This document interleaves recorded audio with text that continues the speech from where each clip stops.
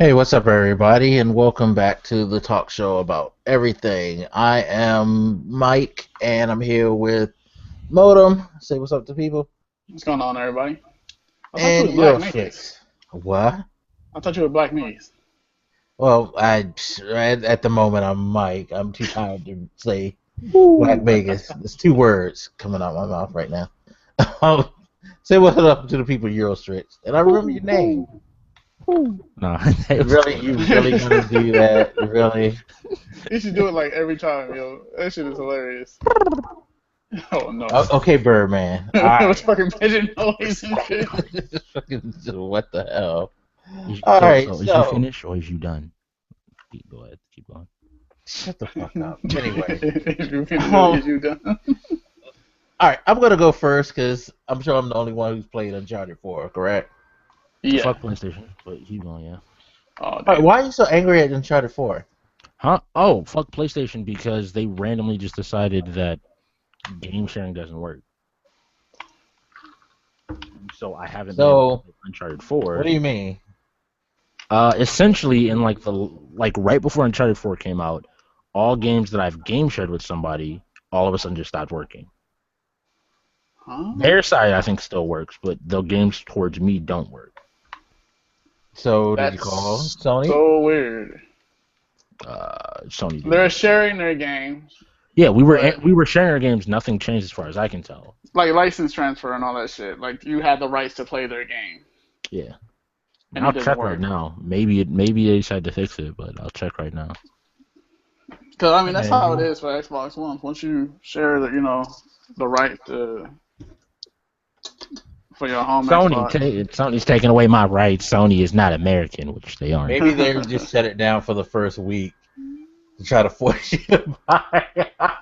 Man. No, but it wasn't even that. Like, because for those wondering why I've been playing like Ratchet and Clank and stuff like that, it's because I can no longer access and play the game. Wow. Which it's not that big of a deal. I've been. Yeah, I would Playing call other it thing. because Sony's like, fuck you. Also, I don't like. I'm gonna be real. I'm not gonna call them because then they're gonna be like, oh, why don't you just call your cousin, brother, whoever the fuck it is? I'm like, because it's technically supposed to be a family thing. We do not recommend that you game share with random individuals on the internet. Bitch, I do what I want. That is hilarious. I'm sorry that you are not able to experience the gloriness that is Naughty Dog's last Uncharted game. Yo, for real? This game is one of the most polished damn games I've played in a minute. It looks alright. It's tight on everything. No, when I say polished, I was just playing. It's like the writing is like fucking ridiculously good. Character interactions are great. I mean, it's still Uncharted, so if you don't like the Uncharted style of gameplay, I would say stay away. But if you don't have a problem with it, or if you're just looking for a really great story adventure, you need to pick this up. I'm like 8 hours in, and all types of crazy shit done went down. There's already people I hate, people I want to see dead, people I hope don't die, people who have died. Like it's been crazy, and it's a good send off. I'm glad this is the last one. They're doing it right. They're definitely doing it right. One thing that makes me wonder though is I know they made a big deal about the lady who created Uncharted leaving the studio. I hate to say it this way, but I'm kind of glad she's gone. Because the guy who wrote The Last of Us wrote this, and like I was just about to ask that. Right? Who wrote the script? Huh? I was just about to ask that. Like, who wrote the script?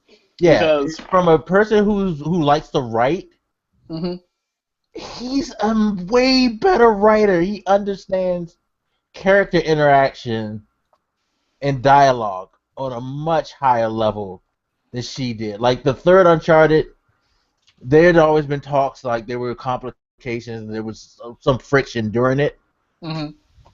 I'm kind of starting to think that he kind of helped her write that too, because that was the only Uncharted that I thought Like a lot of people didn't really care for the third one because it wasn't as action orientated as 2. 2 was just like watching a goddamn summer flick.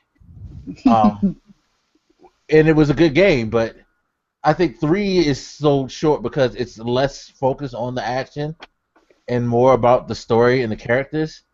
And it did a really good job of actually doing character development where you never saw that level of character development. And I'm really thinking that Neil Druckmann had something to do with that too, because The Last of Us is a very character-driven, like relationship-driven game as well, Right. and that's one of the things that people applaud it for. In this game here, it's like you really like it. He doesn't spend a lot of time, but he does enough to make you understand the dynamic. Like if anybody you've never played a Uncharted game, you'll understand the dynamics of everybody's relationships right off the bat.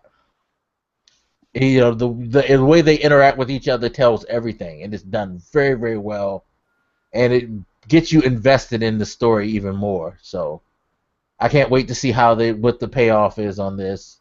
I hear it's crazy. Can't wait. Should be good, but the game's good and the multiplayer is solid. They did a really good job of this game, and I'm glad it's the last one because I don't want them to milk the series. But Prequel inbound. Spoiler alert. huh? Say prequel inbound. No, Spoiler they alert. already said that they don't want to work, and I actually believe them because these are the people who made Jackson Daxter, and people have been begging them to make another Jackson Daxter. And how long has it been since they made that? They left that and said, "Fuck that, we want to do something else." And I think this is what's going to happen here because they're going to have a couple of single-player DLCs, so that may be your prequel right there. But as far as the Uncharted franchise, they're done. Yeah. I'm glad they are. Like, leave it at a high note. Don't milk the fuck out of it, please. You got something to say about it, Prod? I mean, I'm happy that somebody is actually making the decision to not run something into the ground. And they've been fairly consistent about that, so. Yeah. Yes. I feel like I'm one of those people who just want shit to go on forever. Because I'm always like, everybody's like, oh, that's the ending. I'm satisfied. And I'm like, no, what the fuck happens after that? So I really don't have a sense of something being run to the ground if it's done right. If you're actually continuing the story and you're actually, it still makes sense. It's still within, the bounds of the universe you set forth, then cool. But if you like, it's a horrible, like, next step, then it's like time to put the shit down. That being said, I was going to ask you who wrote the shit because the stories, the way you said it just reminded me of The Last of Us, and I know they're made by the same company, Naughty Dog and everything. So right, yeah. Before they had two teams. It was Amy Hennig's team, that was the Uncharted team, and then Neil Druckmann's team was who did The Last of Us. But once she left, he pretty much took over the writing, and that's when they revamped everything. And you could tell his fingerprints are all over it. But it's funny too. You mentioned the whole not wanting something to go because the story's not finished. The thing about the Uncharted games that I've always appreciated was that each game ended its story. There's no other than the characters, there's no continuity that demands that you have another one. They know how to make a story from start to finish. That way, I guess they figure if it doesn't work, fine, we can leave without people feeling like we left them hanging. Right. But if it does, then cool, we can find something. It's like the only thing that connects is the people. Like their relationships are the only connecting thing. But the story itself, they're all individual canned stories. That they could have left it at 3. 3 could have been it, and nobody would have cried about it because it ended. Oh my god.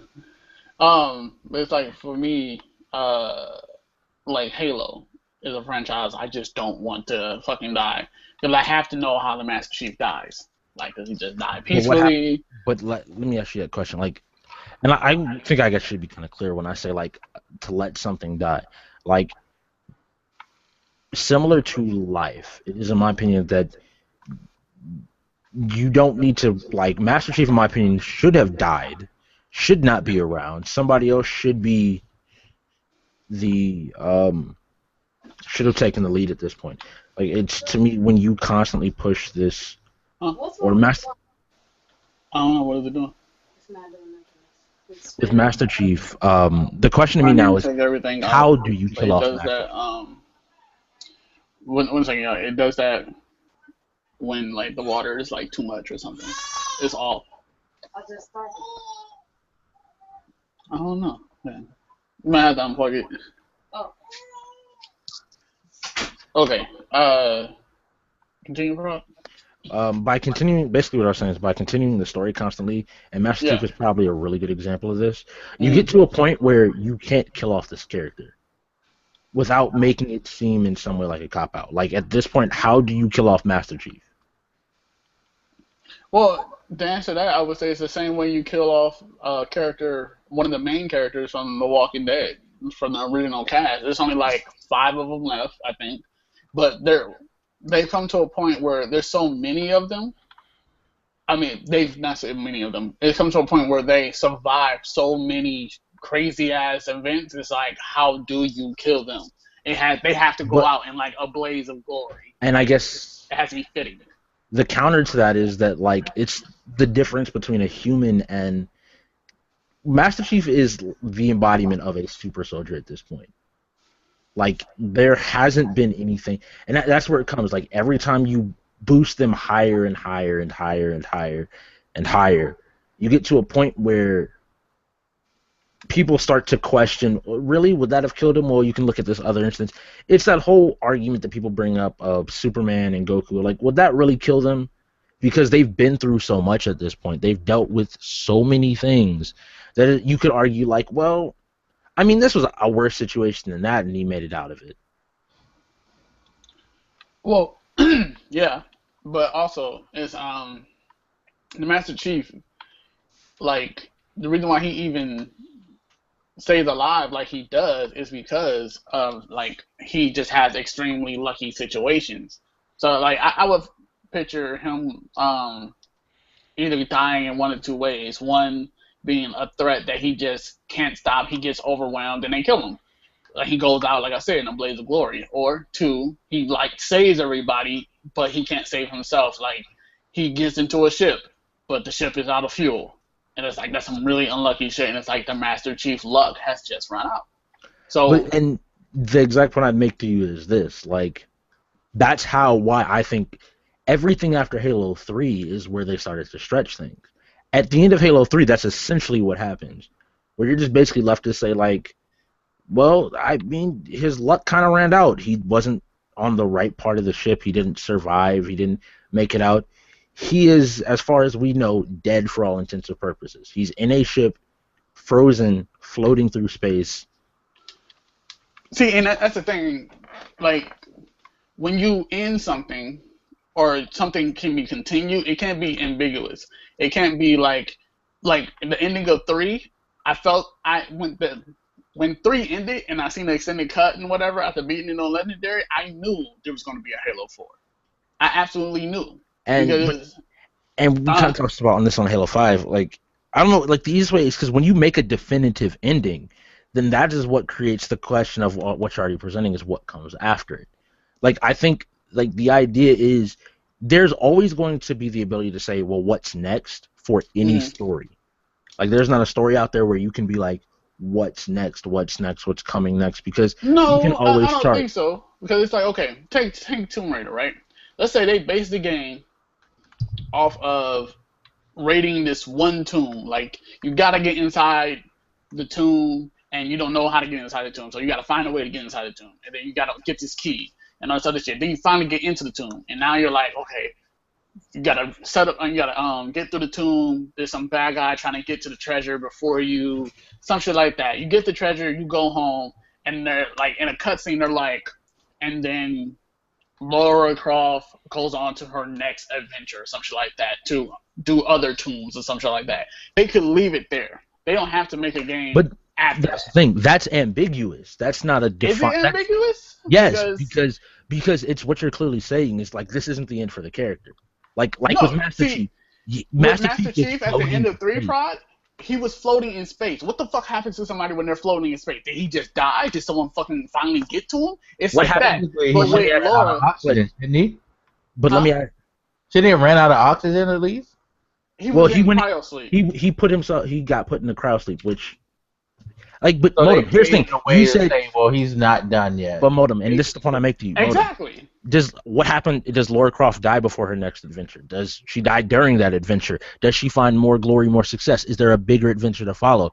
The Okay. idea of leaving that statement, it's always open-ended, because unless you choose a definitive point to just say you stop here, you can, because it's much like life. Like nobody's story, no real individual story ends specifically like until somebody's dead and they can no longer do any events whatsoever, and even then their effects are generally felt by children, by family. You can still see influences around. Like that's why it's a story that you have to, as a developer, just choose like, all right, we want to move on. Like with Kratos, like in God of War, we're talking about like they ran out of a mythology, so they just said we're gonna go to another one. No, and Well, I see, the completely thing that understand bothers me about Uncharted, I mean, not Uncharted, sorry, God of War, is that you kind of did have an end. Whereas with Halo, they clearly have set it up to where they weren't ready to end it. I think Right. where I see Look, the difference is that, like, since God of War 3, they did a similar thing where they left it just open-ended enough true, that's right, I forgot about that. So to where yeah, it's like so see, I think that's what I was trying to get to. So I think that's the biggest difference between some games is that a game like Tomb Raider is kind of a more isolated. This is her doing an adventure. She finished that adventure, so you could make the argument is that, well, the story's been told, it's done. There's no necessarily reason like you have to come back. Whereas with Halo, with him being floating out there, they gave themselves a reason to come back. You know what I mean? Right. And it's like this, Prod. Let me ask you this. Let's say you meet some random girl, right? Mhm. And y'all just randomly start talking. This is like the most wonderful person you could have ever met, right? Okay. And you're like, y'all end the conversation or whatever, y'all part ways. Are you gonna think about her later on? Are you gonna say to yourself, damn, I should have got her number, I should have continued this, I should have got something like that, right? That's usually what happens. When you meet some random person and like let's say you're at Best Buy, you about to pick up a game or some shit, and you meet some random person, oh yeah, like I like this too. Yeah, that's cool. Like I'll be doing this, I'll be doing that. And then y'all don't exchange gamer tags, nothing like that. And y'all go about your day. You don't think about that person afterwards.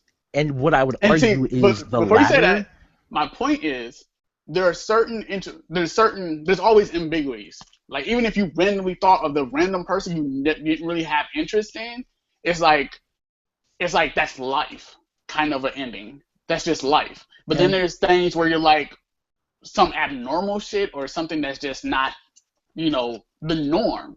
And you think about that shit. And then you return to investigate on shit like that. And that's what it's like by ambiguous. Like the difference between Halo and Tomb Raider. Tomb Raider has a bunch of fucking stories, a bunch of fucking tombs. There's so many they can keep going forever, but it's just one story. If like stretching out would be trying to get into the tomb, right? That's one game. Then you get into the tomb. That's one game. And then you got to get out of the tomb. That's another game. That's to me, stretching that out. I kind of don't agree with that. Here's the thing, but the reason I they switch tell it a up, story from beginning to end.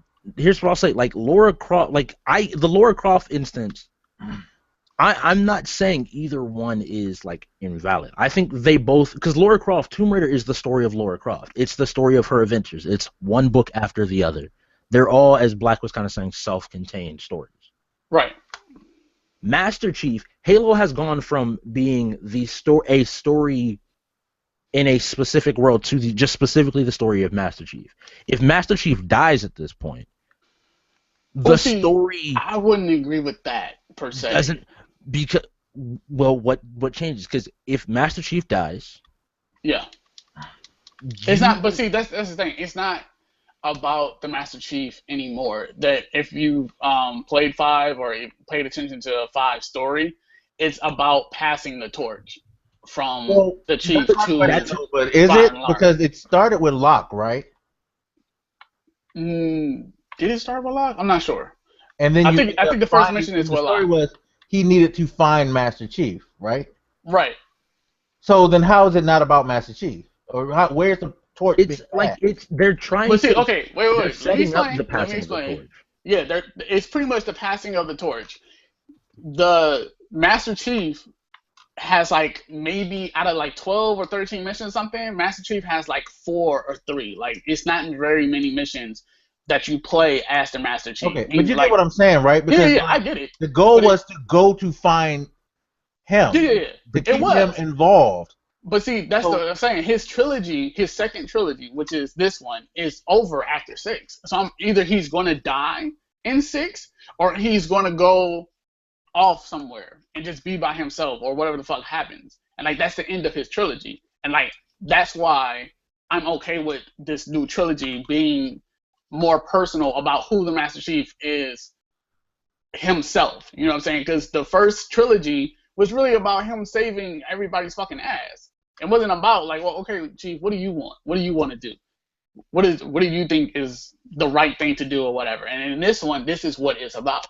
So that's why I'm saying when it comes to this, as far as it being ambiguous and like Halo 4, 5, 6 or whatever, and the universe itself, I feel like the Halo universe is not done at all. And I think one. All right, so I would can I argue ask you a question then?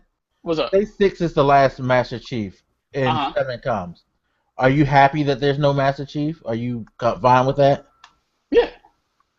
And the only reason I ask this is because I think like Metal Gear Solid 5, one of the things it caught flack for was it wasn't Solid Snake. It was Big Boss, and then of course the whole it's not that same voice as well as all other stuff like that. And I'm just curious because I don't know, like, are some series I think you're not able to get over not seeing, you know, right, and I get what you're saying or... too.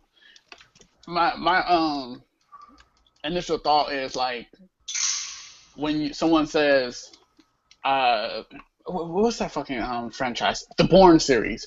Wasn't there a movie in the Bourne series where it wasn't Jason Bourne? It was someone else. Yeah. Okay. The Bourne series was based off of like there's these super agents type motherfuckers that just whoop everybody ass, take down governments, whatever. But it's like Jason Bourne isn't the only one, but he's like the beloved character that everybody wants to see and shit. So it's like, okay, certain series have like the main characters where people don't want to let them go. Like it feels like it's not their time yet. But it's like for me personally, I can say it's Master Chief's time. I wanted 3's ending to be definitive in what they do with Chief because it's been so many times that like he should have died, didn't die, and just like The Walking Dead, I'm tired of them playing with us when it comes to Glenn. There was so many times I thought they was gonna kill off Glenn. Spoiler alert, but they didn't. But I will say one thing about that: it's not following the source material, so that's a whole different. I mean, thing. One thing I would kind of put out there as well is, I mean, that comes down to how you write your series. We've talked about this when it comes to Destiny and different games, but the way Destiny has set up in its first game is a game that can take any route it wants to. Like any route, you could just pull characters out your ass and make stories within Destiny because the forefront has always been the world that they're trying to create. They don't give the person a specific face, a specific name. It's just the Guardian. That's who we're playing as, or a Guardian amongst hundreds. When you get to singular stories, whether it be Lara Croft, be it Nathan Drake, be it Master Chief, Kratos, when you start to get to these specific stories, you get in situations where people like Blak, I guess with the instance of Metal Gear, people start to associate characters with a series. And if you are trying to do that retroactively, it creates a very difficult situation to where you have to make sure that the torch being passed doesn't feel like, well, for a lot of people, they use it as an opportunity to just get rid of a character. We need to get rid of him, and it doesn't feel like a satisfying ending. It's not something that is substantial enough. There's certain passing of the torch that doesn't feel like you're because passing off the here's torch. the It thing, feels like you're being lazy. If Master Chief at the end of all of this, if there's so many things that could kill him, and I think there's a scale that they could get to where, yes, he does die. It makes sense. But that doesn't mean that is a successful passing of the torch on to the next character, to Locke, to whoever. Because people have to be able to look at Locke, people be able to look at even Locke's squad of individuals and see them accomplishing similar feats to Master Chief, for people to look at it and see that same love of the series. Some people are just going to love the character, and that's just an unfortunate truth. But for it to work, because basically what we've seen at this point, we've seen entire Spartan teams die to keep Master Chief alive. Right. We've seen essentially entire civilizations unable to accomplish what this one man has, or has figured out how to accomplish. When he disappears, you put such a great weight or such a great burden on him as a character that who else can shoulder this burden? It's that issue of making almost a Jesus-like character, where who else can step up to the plate in the way that it doesn't feel like it's forced. It's not just like, oh yeah, I'm his little brother and I'm just as strong as he is, if not stronger. And people are always like, yeah, sure. See, it's just like with and the situation you mentioned about like the guy in GameStop and the girl that you like that's the difference in writing. A good writer will give you a game, a character, or a situation that you get that deeply interested in, that you think about, that you care about. Like, that is what I do when it comes to stories and worlds from games. Right. The alternate is like fucking Aiden Pierce, where you just don't give a fuck. Everything he did throughout his story and his game didn't leave the impact that it needed to create a successful franchise, or to create a character who I wanted to see their story in this world that they're trying to create. And like, I think the two situations you presented is the difference between a well-written character, be it in Naughty Dog's case, be it Jack from Jak and Daxter, be it Joel and Ellie from Last of Us, be it Nathan Drake from Uncharted in the cast of those games. They've written very compelling characters. The difference between them and other series that have not found that fame. Naughty Dog so far has made compelling stories, made compelling characters. Right. And I think that's why you always see people saying, I don't want them to disappear. But you have to recognize that without closing one book, you can't really open up another. I mean, in gaming terms, you can, but you can always return, I guess, back to it. Nathan Drake's story doesn't have to end here so much as give Nathan a chance to rest. Give Master Chief a chance to rest. Or let him finally fucking die. And just make it so goddamn grandiose that for once, like you said, he wasn't lucky enough. He couldn't figure out the situation. I think way too often we get these convenient outs for characters, and people have just gotten to the point where plot armor exists. It's a running joke, but it's just, it's plot armor. He'll be fine. Don't worry about it. That's one thing I think about the Gears of War series. And I'm going to try and keep this I'm going to cut this down and stop here in a second, because I know I can go on forever about this. Like, they even made it a joke. And they made this joke about the Carmine brothers always dying. Such a joke that at the very last game in Gears of War 3, or what was supposed to be, they put it out to the fans to say, do you want to save basically the last brother, or do you want him killed? And it was this big campaign for both sides, arguing about how much this side character matters, how much his family matters, what his family's done, how much he deserves to live or doesn't deserve to live, or how we just want to follow this trend that has been shown in the world. And that shows compelling storytelling, that you can still finish up an arc that had nothing to do with the main squad of Marcus Phoenix. It was a group or a family that they came upon. It was a situation that they happened to notice that you as a person have become invested in. And it's where you could go back in it and just talk about the different Carmine brothers or the Carmine family, and that would still feel grounded in Gears of War because we know who they are. We've had a chance. We've gotten to know Master Chief over what will be 6 games, and somebody in half that time has to do a lot to leave a similar impact or be willing enough for people to say, all right, you can carry that load.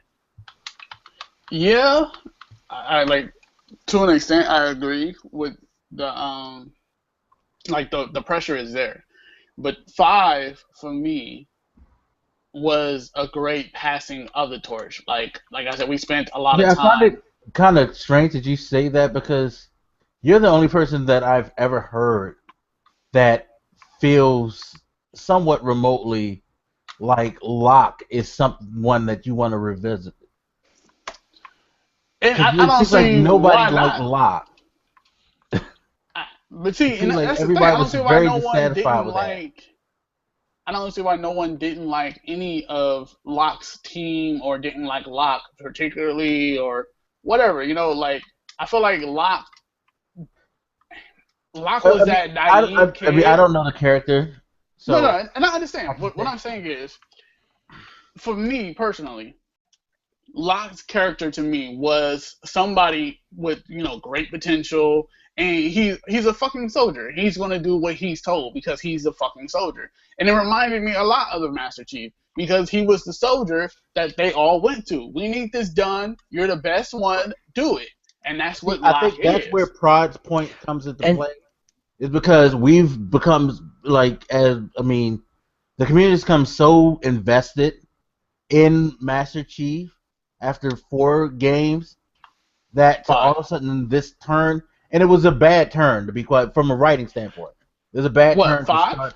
yeah, It was a because bad turn to start out with another character after you ended 4 with that familiar character with something left open. So that you opened the door for people to react like, "What the hell is this? Where's Master Chief?" but I mean, I would You know what I mean? argue, It's like from a writing standpoint.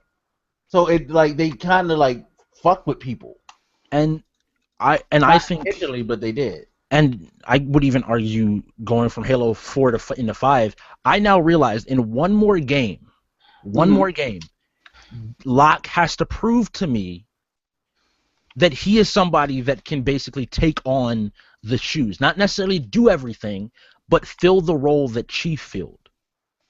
Where Chief is at this point, he is the person that everybody in the galaxy is now looking for, basically to say, we need you to come and help us with this. We need you. Even this dude, you're now basically saying, we're starting off saying this is the guy that's gonna find him, to by the end of it, especially if this is really the end of Chief's story, saying this is essentially the new Master Chief, the new person that is going to handle all the stuff it's the idea of creating kind of a running myth where Yeah. Master Chief just becomes an icon beyond just a person. And to do that with one more game, for me, Locke did a lot, but did Locke step up to the plate? No, I think exactly what you said. It always felt as though we were watching Locke's perspective in finding Chief. We weren't. I wasn't so much invested in Locke as invested as what is happening with Chief. Where is Chief going? What is Chief going to do to solve this problem? And that's where I think the worry is. I'm more worried that Locke is not going to end up coming out as a good character because everybody is still so much focused on Chief being And the see, person that's that's saving. where for me, I wasn't like disappointed or felt like it was something being like, like some white smoke was being thrown in my view to keep me from looking at something. I was looking at it very objectified, and like I understand looking at something when you're used to Chief being the main character, looking at it subjectively. So for me, I was looking at it like, okay, this is what's going on Locke's side of things. There was 2 sides to the story. while everyone was like, Chief went rogue, we don't know what the fuck is going on, this isn't unlike him, he's usually our soldier that does what we tell him because he's a soldier. And now we're sending our next best soldier and the next best team to find out what the fuck is going on. And so then you see Locke's perspective. Is Locke really this, like, man, fuck the Chief, I'm the next guy? Or is he this person that's like, I look up to Chief, I want to help Chief, I want to just do the right thing? And that's what I feel like we got, is someone who just wants to do the right thing. Now, when I was playing the game and going through the story and all that shit, it wasn't about Chief to me. It was more about, like, Cortana, if anything. And, like, how one fucking female fucks everything up. But in which, when Locke had to do what he had to do, it was like, okay, this is what, you know, your orders are. And he felt it. Even when he came to fight Chief, he was holding his own against Chief. And part of what makes me easier to accept that this is the next Chief, quote unquote, which there will never be a next Chief, but part of what makes me accept this is the next Chief is understanding that the Master Chief was supposed to be the last Spartan of his kind, and in which he's not. His whole team in 5 is comprised of 3 other members of his same unit. Yeah. And see, what I'm saying is, he was supposed to be the last one. He was supposed to be special. He was supposed to be, and he is special, but wait, right? He was supposed to be this unique, just relic that there's never going to be another Master Chief. And if you get into the Halo lore, if you read the books and stuff like that, you understand that the Master Chief is good. He is damn fucking good. But when it comes to specializations, like sniping and shit like that, like Kelly, who's in the game, you will understand that Master Chief cannot touch Kelly when it comes to sniping. He can do way better than every fucking body else, but he cannot touch Kelly when it comes to sniping. But when you realize that, and you take into account he's not the last Spartan, and you take into account who he is and why he's, quote unquote, the Master Chief, it's because he's just extremely lucky. He's just as fast, he works just as hard, he does all of that. You get that same feeling if you have read books? As somebody has read the books. Would I have the same feeling if I read the books? Would you say that someone who had read the books would feel that way? If you didn't read the book, reading the books only helps so much. But for me, coming to the realization that he isn't the only Spartan left of his unit, so the books help a little bit, but the realization that he's not the last Spartan left. There's probably still other Spartans out there and shit, but he's just not the last one. He's not as special as he was to me when it was like, you're the last of the kind, you're the last hope. It's like, you're the last, you're the last, you're the last. And now it's like, he's no longer the last. We don't need you to be the last hope anymore. But let me ask you the question, I guess, then. Because it's coming from somebody that read the books. What do you say to me when I've known for years at this point that he wasn't? That I've known, and I would argue reading the books reinforces the point that you can call it luck, but like it's kind of touched on that there's a quality about him, whether you want to call it luck or whatever, that the other Spartans don't have. He's not necessarily going to be able to snipe as well as Kelly is, but he's going to be able to snipe better than everybody but the best. He's not just like a jack of all trades, master of none. He's second only to the master in damn near every skill and can lead basically all of the masters himself. He garners that type of respect. He's that special of a person. Like me, having read the books, I look at it and I'm still saying, like, because it's even the question of generation. Because now you have the different generations of Spartans. Since he became Master Chief as a part of the second generation of Spartan 2s, there has not been another generation that could single-handedly, or at least they haven't shown it, or they haven't survived, again, you could argue the luck side of things, to prove that they stand anywhere near his accomplishments. Collectively, the Spartans are one of the best group of fighters to exist, having been created in a fighting medium that is somewhat reality-based. Right. I think in this case, though, like, he stands so far even above other Spartans that it's the idea of, if you go back and read the Ghost of Onyx, his squad, first of all, it was a squad, I believe, it was a lot bigger, the squad, than the 3 that made it out. 3 made it out when in reality, how many was it? It was like 6, I want to say 6 or 8 Spartans in total in that book. Yeah. 3 in the entire of those Spartans, I believe, make it back. Right. And you're talking about those 3, and it's presented like their specialties are great, like you said, but those 3 to me still aren't as valuable as the Chief, because again, Chief has gone beyond just at this point fighting like a singular civilizations. He's fought like entire races of beings, multiple collective of civilizations, ancient technology that he basically has no understanding of, and has done it all every single step of the way. Right.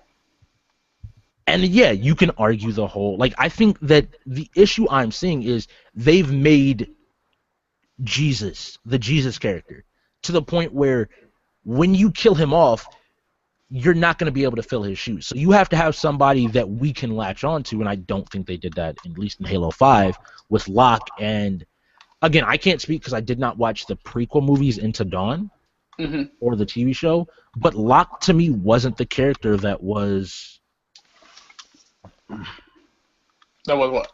That even, like, I did not feel the connection with Locke by the end of that game to say, like, if Master Chief is gone, Locke can handle this. It made me wonder if the Covenant ever arise again, if any force ever shows up. What did you think about their fight, Locke versus Chief? I think it's a fight of... No, the idea, their literal fight scene. But this is what I want to say, like, it's a situation where the fight works because it's like the strongest human fighting Superman when he has kryptonite near him. Like, in a sense, yeah, but I mean, Locke, there's no way Locke could beat Chief at his best. He can beat Chief after he's lost as much as he's lost. After he is basically even at this point, almost a former shell of what he was. Yeah, you can keep up with that, but you're not keeping up with the Chief that we've seen, the Chief that most people see the Chief as. Right. It's and that idea I agree wholeheartedly with you. See, my point is, even at his, like you said, he's not, at his best, but he's damn sure not no pushover at this point in time. But for me, it was like Chief still came out on top in that fight.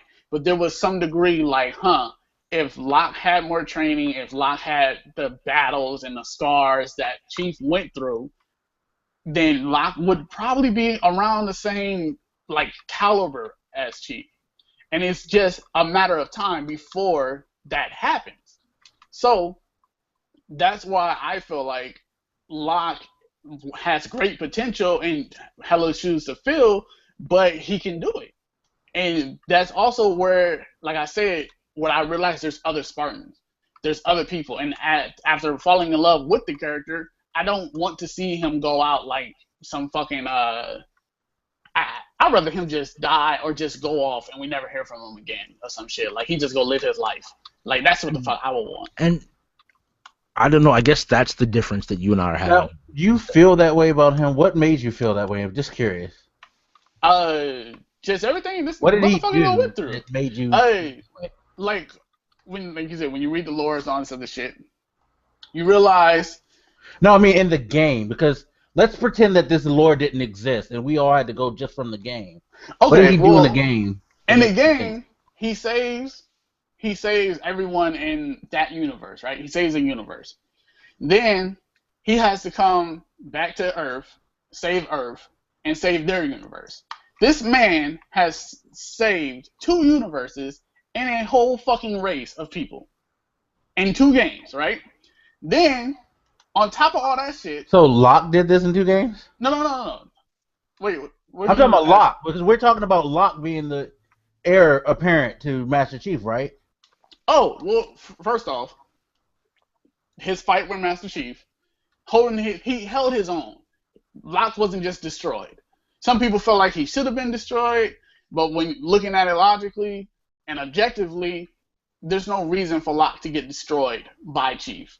He held his own, Chief got the better of him, and that was that. So his ability is there. He can be on par with the Chief. But this Chief, right.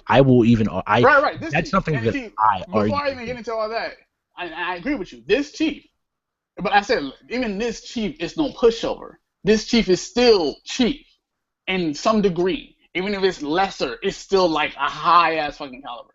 But he held his own against Chief. And then on top of all that, he helps Chief.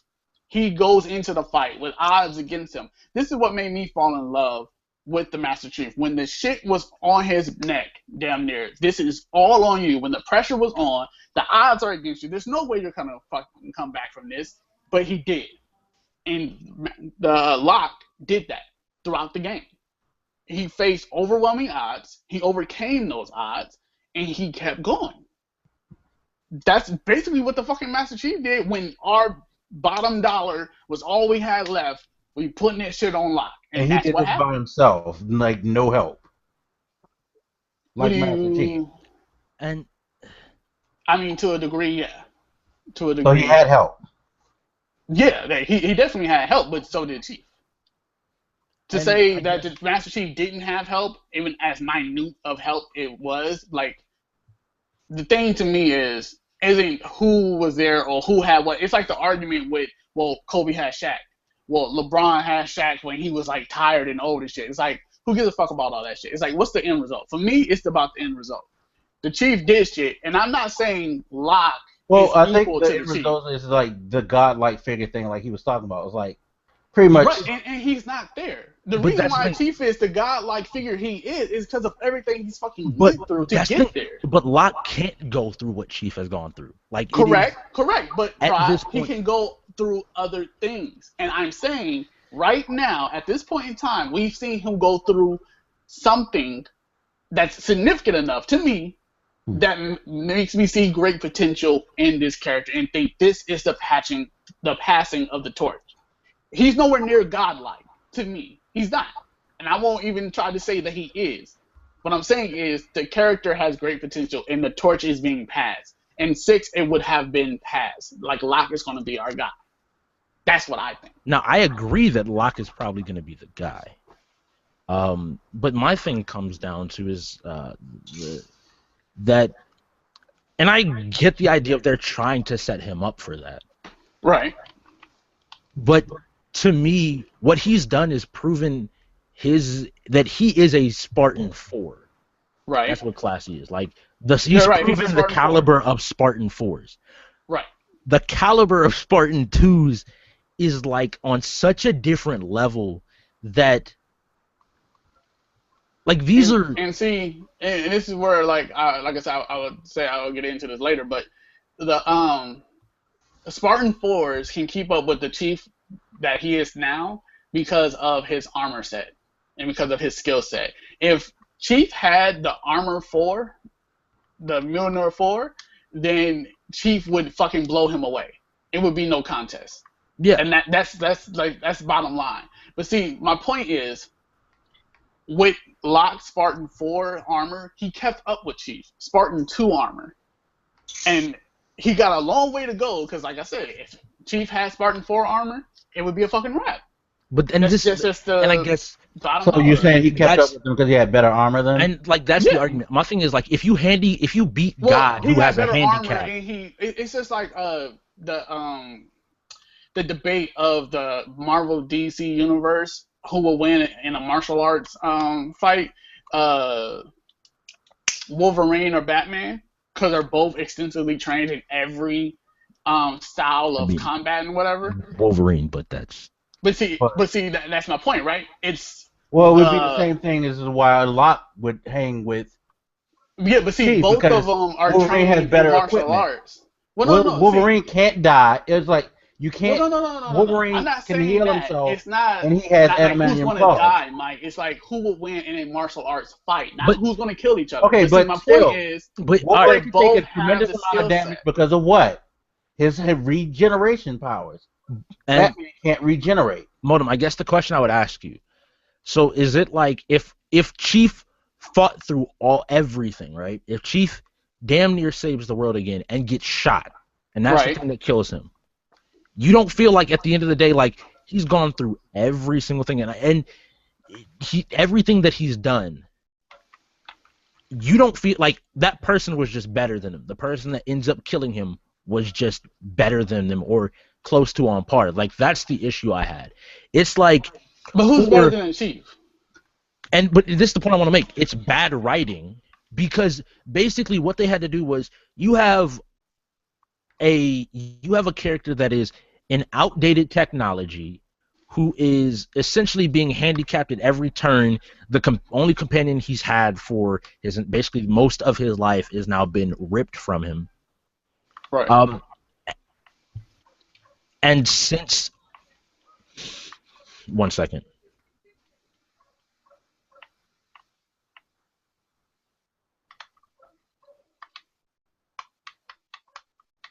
Oh, shit, I got murdered. And Mike, it's not who got it's like without powers because it's Well, no, just that's what straight I'm saying. martial Like, arts. we take away Yeah, everything that Wolverine has, take away everything that Batman has, and just leave it to you're trained to fight, I'm trained to fight. Is that Right. what you're asking? Right, that's the argument because Okay, well, see, they're then both that's essentially trained in martial arts. It's a more even debate. It could go Right. either ways because Right, that exactly. way, but we don't know that because we already know he is Master Chief's the best there ever was. In a sense, but And it's like they that have both. See, you my just point said like is Locke no. had See, better Mike, armor. you're not letting me explain. Then The Master Chief should win, bar none. I'm not saying he shouldn't win. What I'm saying is, I'm not saying that you're saying he shouldn't win. I'm just saying I'm talking about like if we had an argument about like everybody's equal in every way, who wins between Wolverine and Batman? But Wolverine and Batman, they're not. They're not equal in every way. See what right. I'm saying? Like Wolverine can be beaten on and punished for like a long ass time. Right. But his health is gonna regen. Right. And he's got adamantium skeleton, so you can't break his bones. Right. Like you can break Batman. So Right. even if Batman was a better fighter, Wolverine would be able to stick with him. Right. Because he has better those equipment. advantages. Right. And that's what I'm saying when it comes to the fight between. Well, see, but that's what I'm saying. Locke has an advantage. Locke has it's like an equalizer. It's not necessarily an advantage because again, the Master Chief is not in better than Master Chief's armor. No, his armor is better, but see, the armor works in two pairs. You have to be strong enough to withstand Well, I the think armor's what me and Prod are trying to force. get to is that it's very hard to replace a Master Chief-like character as opposed to like a Nathan Drake or a Lara Croft walking off because we've seen these people do great things, but they've never like lost the fact that they're still human and they can like they can fail. Right. And plus the way that they've told their stories is that they have an end. Right. Now, Master Chief has been built up like Kratos. Like I think Kratos is fun game to play, horribly written character. Because this guy has beaten every fucking god in Greek mythology. Right. He's destroyed. He's torn down religious hierarchy. So, they could have ended 3 with him dying. Spoiler alert for an old ass game. When he impaled himself to end it all, but no, they Right. decided to let him. They left an opening for him to creep back. Now he's going to go after other gods, and this is like, well, at this point, he's already taken out Greek mythology. Now he's going to take down Norse mythology. What replaces him? Where is he? Where is his end? Because there's no real logical end for somebody who has taken on every fucking thing. I mean, he killed fucking Zeus. Yeah. You know, Right. you can't. Again, it's a Jesus-like thing. It's like, well, you can say you killed him, but he's gonna keep coming back. So who's good enough to stand in his place? And see, that's what I'm saying. Like, when you look at the Master Chief's fight and you break down, like, who would win in the fight, the Master Chief got the better of him because he's, battle hardened, and Locke hasn't gone through what Master Chief has gone through. He has more experience. So the deciding factor for that fight was experience. It wasn't the augmentation that both of them went through, because they both went through augmentation, or their armor. And I understand. And I guess. but see, let me explain, Mike. The Locke augmentation is light compared to the Master Chief, but Locke armor is so advanced it like quadruples his strength, whereas Master Chief has double the strength of Locke and his armor doubles that. So it's quadruple the strength, and Locke has that same strength. Okay, and so even with all of that, is he as that. good as Master Chief in your eyes? No. Well, I'm saying that's where, like, a problem when you have a God tier character and you want to move away from that God tier character is that you have to figure out a way of making people accept that they no longer are that God. And I think that's what we're trying to say. It's like, I don't think Locke probably is a bad character. I'm sure if I read and looked up, he's probably a cool character. But, coming from a God tier to, a, like, phenomenal mortal is a huge leap. And that's where I think they messed up with their writing, is that they could have had an opportunity to move to another thing. That's where I think, like, Mass Effect may fuck up with Andromeda, because say what you will about Mass Effect 3's Mass ending. Effect 3, it didn't really have an ending either. There's still a possibility that Shepard is will alive. show up, because you never saw him die. Right. Mhm. And see, So when you do stuff like that, you put yourself in a precarious position, to me, storytelling wise. And see, that's Because you're gonna need people to accept this, and sadly, people aren't that accepting of shit. See, for me, like I said, Locke is on par with Chief as far as physical strength goes. And the differences are there, but they're equal in that term. The reason why Chief is better than Locke and is on God tier is because of all the shit he's went through. And if he had Locke's armor, it would just make that gap even higher. The reason there is a gap is because of experience. And now that's a gap I can accept and believe in because it's experience. It's not limitations. There's no limitation to experience. Locke can go out and get experience. If Master Chief went into cryo sleep for 10 years and Locke went through some crazy ass shit and gained a whole bunch of experience, then it would be like, okay, who's the better of the two? And it would probably be a tie at the end of the day. But it's like the difference between Locke and Chief isn't within the augmentation of their bodies or their suits. It's experience. And at least so far right now. I think, and yeah, back. I guess that's the disconnect that I'm having with it, is that I actually argue, not specifically opposite, but I argue that there is not a chance for Locke to physically, not just experience. Experience, yeah, you're 100% right. And even on the experience side, I don't think there's enough Locke can do to ever catch up to and have done and have the understanding that Chief has understood and had to deal with. It's like the idea of the difference between Locke is a prodigy of his generation. Right. Chief is a prodigy of prodigies. He's on just this.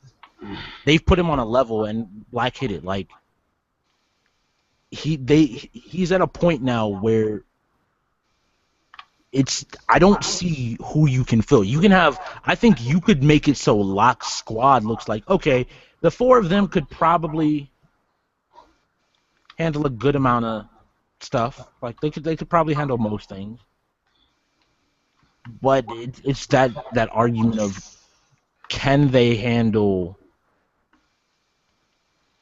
like how much can they, like it's I don't know, I just feel like, Yeah, I think what's the problem, like at least for me, is Locke should have never been introduced in this series.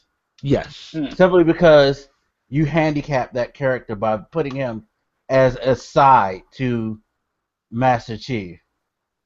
Because if Master Chief shows up, you've pretty much made him the sideshow. And made Master Chief the feature. Right. And you don't give him his chance to tell his story. Right. You know what I mean? And And that's why I wish they would have done. I wish they, if anything, would have waited till 6 to introduce Locke. But at the same time, I do understand the cap. Like, a lot of people feel that Locke can't ever get up to the Master Chief, but this is also assuming that the Master Chief can't die, or that the Master Chief will always continue to fight, or something like that. And it's like, for me, I feel like knowing that Halo 6 is the Master Chief's last game, where it's featuring the Chief, maybe it's yeah. I want to make That's this the argument. last. That's the last of his story. Nothing Phase 6. against you, nothing to speak against you, but they said the same thing about 3. That 3 was the conclusion of Master Chief's story, and that Did their they? Because argument, I felt like they said because they said that it was the end of the Covenant storyline or something like that, but they never said it was the end of the Chief story. And if they did say that, I'm sure it changed, and that had something to do with Bungie splitting ways with fucking Microsoft. But So- why would that have to change? Because you could start Lockstale without. Well, how do Master. you start? How do you start It's the same Alright, universe with how? a different character? You already have here's the this universe idea. established. Here's that one. You've already created Master Chief as almost this mythical being Mm-hmm. amongst soldiers, Spartans alike. You jump ahead in Right. Spartan generations to a person that, yeah, you could argue is almost like the Master Chief of his generation. He's not going to necessarily be Chief, but he's going to be this dude that excels and does all this stuff. And you can tell a different story of a character with a fairly similar origin. It Right. could have turned into a squad-based thing where it's like, Yeah. okay, New War started, we have different soldiers, and this is their tale of how they took on their struggle. Because that's how the books they handled. tried that with ODST. ODST didn't do too well. I think that's the difference. ODST was a story. Yeah, it was something It wasn't a done story in of the middle Spartans. of still Master Chief's time, so to speak. You know what I mean? Right. It was right after 3. Like, but, if you would have or did no, it but during 3. after something like that. 3, then maybe. Because I'd argue that people enjoyed the squad in Reach because they all had very clear character. They all had very clear identities. And people could identify with different characters in Reach, but still at the very end, they still had to tie it back to Chief. All of these great soldiers did what they did so that Chief could get out to space. Right.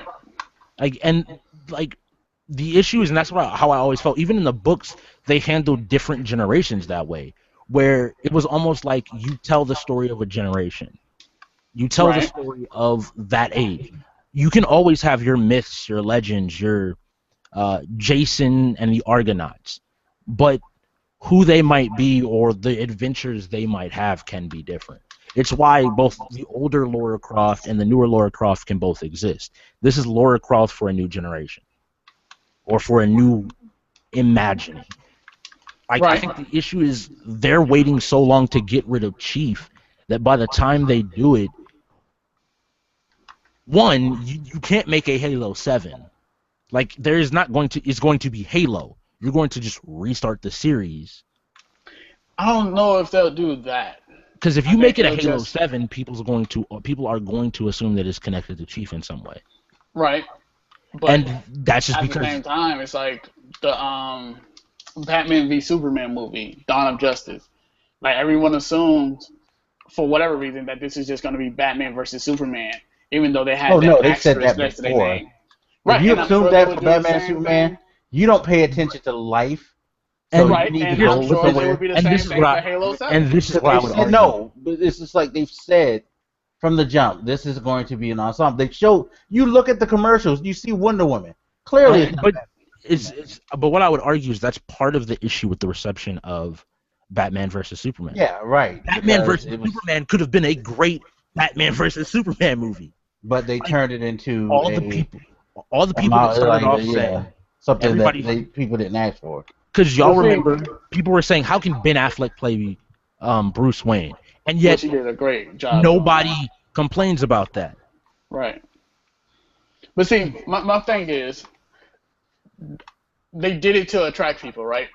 Like the Batman versus Superman part attracted people. They want to see Batman versus Superman. But they want people to know that they're playing a Halo game. So they're going to put Halo's name on it. Even they call it Halo, blah, blah, blah. But it's going to be the 7th installment. So how do you continue, like this is the 7th installment. They're probably going to say Halo 7. This is Dark Moon. But I would Some shit. argue that you do what Tomb Raider did. Just call it Halo, or call it Halo, but have some subtitle, no number, because you have to disassociate it in some way. If you associate it with the other, people are going to make certain assumptions and have certain expectations. And one way you can kill something is if you present the wrong expectations. Again, I will always go back to Destiny. They created expectations of a game that were so unrealistic that the amount of people that could actually enjoy the final product was severely diminished. You cannot create these expectations. Batman and Superman, you can look at it from a movie aspect, but from a game aspect, you're asking somebody to play, to invest their time and invest themselves into your world, which makes Right. it even more important that you don't create this unrealistic disassociation between expectations and reality. Yeah. And see, for me, when it comes to the passing of the torch, and when it comes to who the chief is and everything, it's like knowing this is his last. Because I don't remember them saying that about 3, but knowing that they're like, this is the end of Chief's story at 6, whatever happens, I'm fine with. Because we're getting a definitive answer. And it's like, I want to know what happens to Chief. Not what happened to Chief. Is he still floating around in fucking space? You know what I'm saying? So, Nothing against Shimono, but at this point, the only thing that can kill Chief is pretty much the one thing that can kill everybody, which is time. no, Do I you think they're gonna disagree end with it that. like MG4? I think what it's basically, it's all just gonna be like, I think there's a number of ways they can end it. And like I said, his luck can just run out because we've always known him to be lucky. His luck can just run out. Or Yeah, no, that's he can a get corny overwhelmed. written. That's such a corny way to write an ending. For me, I would be totally acceptable, but I mean, no, again, I'm speaking from a writing standpoint. Like after all of this, his biggest thing is that if they do that, and Modem, this something is nothing just against happened you. randomly that takes This me is- out after This is nothing against you. That Right. is them admitting that they wrote a character that they could not figure Yeah, out. that's a cop out. It really is a huge Okay. cop out. Like they're like, At this point, I can take a cop out. Then at this point, I can take a cop out. Matt, And don't you think he was- deserves more than just a I- cop out But ending? how do you Modem. kill someone like that, right? Like, Modem. that's the problem, right? Modem. That's- Well, how do you and kill I someone? guess that's the argument that we make. It's like they've put him in a position where you've had this character that's been given such a big place in gaming, and you put him in a position where, in order to move on from him, you have to do him a disservice. well, no, but that's why I say that's where an ambiguous ending works. Because if you let us create in our minds whatever happens to Master Chief, then we'll be satisfied. Okay. If you create this ending where he dies, where X, Y, and Z happens, where anything, because you've messed up at this point. Okay, Prod, let me ask you this then.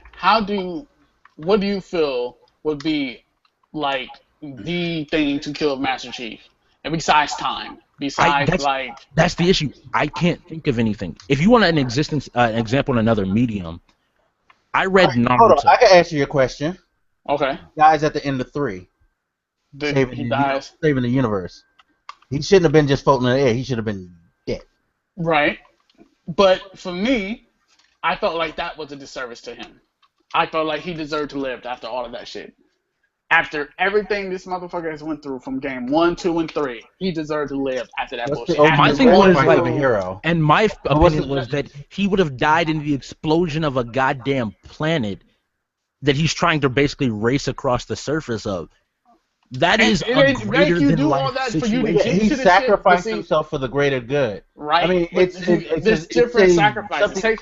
Take what's that movie? Fucking Armageddon with Bruce Willis. Take that movie. He sacrificed himself for the greater fucking good. There was no, I'm going to race to the ship. I'm going to get in the ship. I'm going to try to blast off. That's video game. That's a video game. Wanting a happy ending. But it's as far as any medium goes, it's storytelling. For but me, video games accepting Bruce Willis' death was way different than accepting Master Chief's. Unfortunately, video games don't do Modem, that gracefully. Modem, you're comparing an hour and a half, 2 hours with Bruce Willis, maybe 2.5 hours, compared to 20 plus with Master Chief. You were looking for happy ending. To me, if Master Chief had driven... Period. Think about this. Like, I'll tell you like this. My mother loves Armageddon, right? She went to go see it in the movie theater. She fucking loves this movie. She told me when she went to see it in the movie theater, she was thinking to herself, okay, they're going to take the ship and scoop down and pick him up and do some crazy shit and save him. And then when he got blown the fuck up, she cried because he really died. And it was like, that was the definitive answer. That was it. That was done. There was no... But see, my point is, he sacrificed himself. And my point is, the Master Chief did not do that. He was trying to live. He was trying to get the fuck out of there. This was... and I understand that. But like I said, he should have died. When I say that he should have died, I'm not saying it should have ended like they wrote that ending. They should have wrote the ending to where he died. He doesn't make it to the ship. Maybe not that he trying to save himself and I just happened to die. No, he goes and makes that ultimate sacrifice and is fine with it. And Modem, that is the situation you're also talking about of just his luck running out. He wants to live, but this is a situation, and that was a situation where it's like, and that would have pissed me off if that was the way it ended. He does not make it out. Like, I can fully believe that Chief can't beat time. He can't beat an entire planet exploding and Halo 7, he becomes immortal. No, let me stop. I mean, at this point, it wouldn't surprise me. At this point, it wouldn't surprise me if the Forerunners all of a sudden are revealed to be almost, in reality, this trans existence type of a being, and they pull Chief in as one of them. And he now watches over the universe. Because what the fuck do you do with this? Like, to give you, and as I was going before, all right, I talked about... How about this for ending? If, like, let's say what you said. What if he goes off and just be, like, in the Dakota or whatever, and he just lives his life? Honestly, never to be seen again. Is that a fitting in? I would not. I think that's probably the best you're going to get away with. That it's still going to be a cop-out.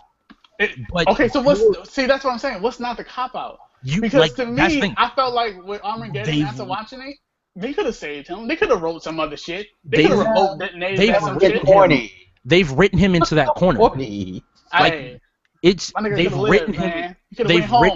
They've written him to a point. They've written him to a point where I don't know. I can't think of a way that they can get rid of Master Chief. Like, it's not on too long. Reasonable. Modem, to give you an idea, I've read Naruto for 10 years. I want this to be, and up until it was finished, and they didn't really address the ending, and there wasn't real substantial closure in a lot of ways towards the end of the series. And then they What do you mean? As far as what? A lot of characters, there are certain characters that died ending up at the end of the series. People hated it. People were so angry about it when it happened, but people Right. slowly moved on, accepted that that's what happened, and kind of went for it. But now in the new series, it's a series about his son called Boruto. Right. Basically, there have been clips that have almost been shown in the first chapter of that almost hint that he died, and Yeah. everybody's first. And in his basically similar situations that he's been put into in the past, and it's almost up to his son to kind of do this shit now, and everybody is like, that's bullshit. He's fought gods and won.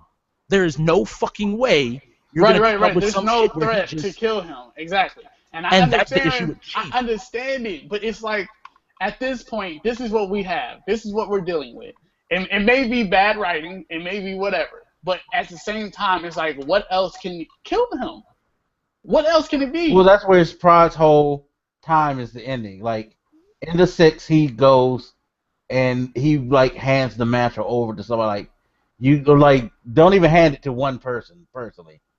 Just say, I'm done. It's up to you guys now to finish the fight. Like, that would be a corny line, but it's the way... It's what I mean, it has to be something like that. That's like his character. Yeah, it's what they've established. Because at this point, to give you an idea, let him go, Blak. Because I'll ask you this: after watching the original Star Wars trilogy, yes, I know it's ass. Yes, I know it's complete ass. But seeing the confrontations between Anakin and Obi-Wan, to me, they managed to do that justice by basically Obi-Wan allowed himself. It wasn't that he was beaten so much as he had a purpose to allow himself to basically die in that situation. Which, like that, if you get what I'm saying in that situation, like you presented a character that it's really hard for me to believe would lose, even with the odds stacked against him, because literally, in Chief's case, the odds have been stacked against him since he was like 7. He is one of 33 kids to survive an experimental treatment to become a Spartan. Right. He then survives to basically become the best in his class. He then survives wars upon wars where all of these other people that have worked with him are dying. He then survives and takes the forefront and is single-handedly taking on the Covenant and finding out about the Flood and finding out about Halos and the Forerunners. And he's single-handedly, yes, he has people helping him, but he is still the person on the front line. Right. The one person in no man's land that seemingly walks out at the end of the battle. Right. The odds have been so stacked against him that it's almost like he's playing with loaded dice. It feels like whatever happens, Chief will come through and somehow. And when he doesn't, if they do it right, if they make it to a moment where you see it coming, like you really see it coming and recognize that there is no chance, it might work. It has to be so blatantly obvious. Yeah, they could have did it at 4. Yeah. 4 would have been perfect. It's at this point, like, and I even say, like, honestly, I think of one thing that could end up killing Chief that I might be okay with. Cortana has to do it. It has to be Cortana that ends up killing him. It can't. That would piss me off. It can't be such any a other enemy. way. It can't be. That would literally piss me off. Any other enemy. It has to be in some way related to basically Cortana ending. It would have to be the sneakiest fucking thing ever. Like, you would have to be a total bitch to do some shit like that kind of shit. But like, it's the Atu Brute. It's the Atu Brute situation. That reminds me of Resistance, where dude found out. Well, spoiler alert for a game that's extra old. Almost Resistance 2, when he found out he was infected with something. Yeah. It's like the only way to like make sure that what he got doesn't spread was for his partner to take him out. So his partner killed him. I always make the point of it's that everything that's coming at him from every direction he can stop, but it's the one thing, because I think that's what they're setting up in a lot of ways. Like the idea of that's how much Chief cares about Cortana.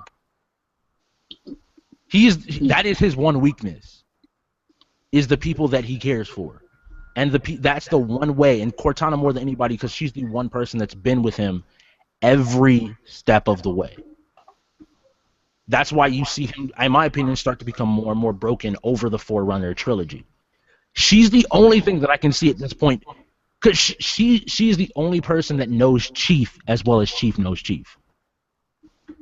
Right. The only person that I could, even at Chief's best or worst, will match Chief as an equal is her. And that's why she, to me, is the one thing that I can say, if she does it, or if in some way she is the cause of his death, then I can accept that. And it is, you can even make it so this thing and people, it's that tragedy of of two friends, two lovers, whatever you want to say, they end up destroying each other. And it's sad, but at least it's more believable than some random quote-unquote deity now being able to stop him when no other fucking deity that has existed or stepped in his past before can. It's like, if you beat Atlas, what's to make me think that you can't beat Zeus? If you beat Zeus, why can't you beat X, Y, and Z? Why can't you beat X, Y, and Z? And it always gets to a point where you're beating greater and greater enemies that eventually Atlas starts looking like an ant. Zeus starts looking like a butterfly. These aren't threats anymore. And I don't know. That's why I think the issue has gotten so big. It's similar to a Superman issue. Like, I love Death of Superman as a comic because I think they did Superman justice in, anyway, the first half of that comic. I'm not going to talk.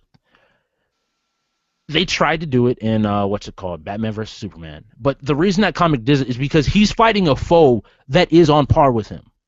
There is nobody else. You see everybody else step up to try to do something, and nobody else can stand up to it. And it's fought to a stalemate that basically kills both of them. This is a comic that was written, like, I don't know, in the 90s. Right. 90s, so I don't feel bad about spoiling it. But it's that idea of, like, the only thing that could beat him at that point was somebody that was on such a level was only somebody that we could see as being on equal footing. And that's why it has to be Cortana, in my opinion. That would just piss me off, though. Don't let it be Cortana. That would just piss me off. Like, that would seriously feel like an injustice. Like, the same way I felt about 3. Like, him dying in that manner just felt like such injustice. Like, if he was going to die and give everyone else a chance to get off of that shit, if they ended it like Armageddon, I would probably be more accepting of that, even though I didn't let want him my dude to in. die. Let him, like, say, I'm doing Like, this for don't y'all. fuck with me thinking there's some kind of hope. And But what is no, this? there's not. He died. That's what pissed me off. What if at the very end of it all, like, he has to be the person to throw the switch that destroys Cortana, and for that brief glimmer of hope, as the two of them are there, she basically sets it up like that. That brief glimmer of hope, they have that last conversation of two friends, and that's the similar thing. It's still Cortana's fault because she places them in a situation where that's the only possible resolution. But it's the exact same thing as Armageddon, where Chief is basically making the conscious decision to die with his friend. Like, I'm saying it has to involve Cortana because that's the only chink in his armor that's left. It's like you saying Cortana deliberately kills Chief. Cortana deliberately killing Chief would piss me off. Her causing what if it was a situation Chief when they blow up together, that's fine with me. I don't give a fuck about none of that shit. Shit, they can die hand in hand for all I give a fuck. But it's the way he dies. It can't be dishonest. It can't be some cheating ass shit.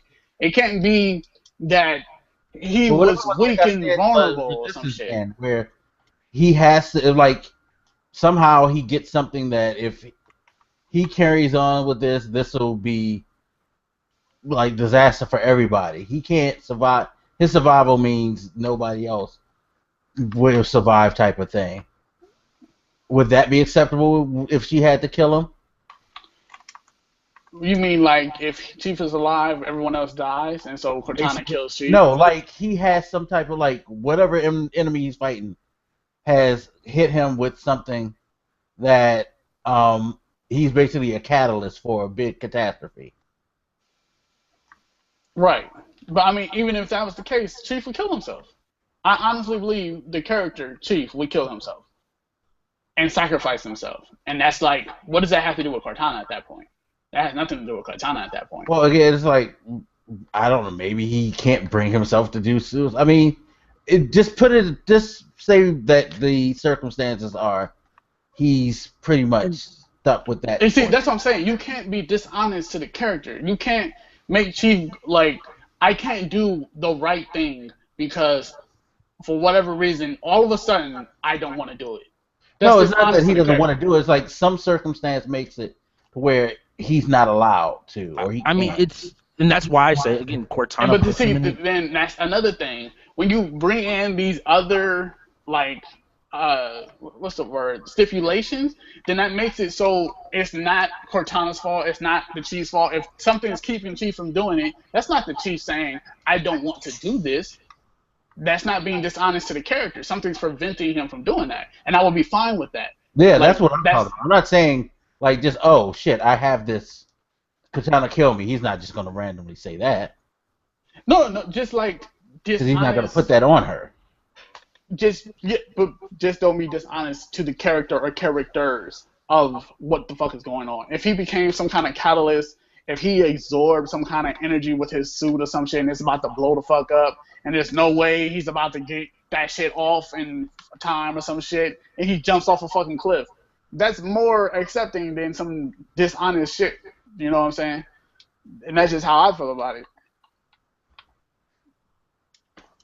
No, I mean you can write I'm not even thinking of, but you could write it to where he's at a point where he can't. And there are ways to write if you're clever enough. You can. Like I'm just saying, like that's why Cortana has to be the person to figure out how to kill Chief. Like it's. I don't know how else to say it, like other than it is. Okay, so let's do it like this. Even with all the talk of this shit, right? Mm-hmm. What do y'all feel will be the actual death of Chief? Even after talks of what we want, what we think should happen, all this other shit, what do you think will be the actual death of Chief? Game sales. Game sales. Seriously, at this point, I know you were serious. That's why I laughed. Like, yeah, at this of point, all things, Mike says game what sales. reason? Like, what? I just don't see them either finding a reason, or wanting to. Okay. I think he will have the Solid Snake ending, to be quite honest. What's the Solid Snake ending? He, like, at the end of everything, it's like, yo, I've done everything I could, you know. I'm out. Peace. Thanks for the ride, you know. Sounds like a good idea to me. Yeah, and I would be very well accepted, because that's what, like, let him finish. If you want the franchise to go, I think you need him to, like, eventually step away. Because you're going to do him a disservice the longer you keep him around. Exactly. And like I said, letting him walk off like, I'm done with this shit, is perfectly fine with me. There's other people who can handle this threat. And there's also, if you're going to kill him, it has to be honest to the character, or we're going to be pissed off. It can't be some shady shit, fucking Cortana kills the Chief. Unless it's like on some suicidal shit, if I can't have you, no one can type shit. Which, even then, I don't see that killing Chief. But with all of that, it's like I said, you can't be dishonest to the character or characters or the situation. There are things that can kill Chief, but there has to be but that's the thing. honest and so. Like you say there are things, but to me that's dishonest to the character. Like at this point, those things have come and gone. Like the only thing that hasn't been tried yet is basically the closest person to Chief putting him in a position where he's going to die. And that's why, like, that's all that's left. He's fought people that he shouldn't have beaten. He's fought Shouldn't have. Why do you feel like he shouldn't have beaten any of them? I felt like it was well in his bounds to beat whoever he beat.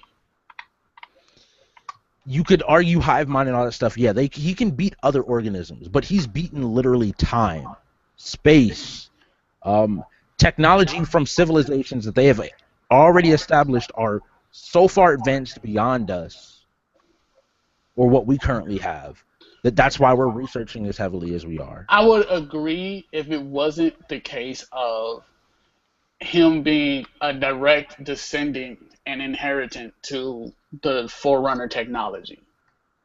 So if it was anything but that, I would agree. But that one thing makes it okay in my eyes. I just don't. Well, we're gonna have to see Well, what the happens. one good thing is that they've been solid in games, so Yeah, they've been really good. that's the thing. And that's But why I mean, that's really why we can talk about it like this, because it's been solid and the story is there, and it is a problem, but there is ways to get around it. That's Also, how I feel. if you look, that is actually true. You know what?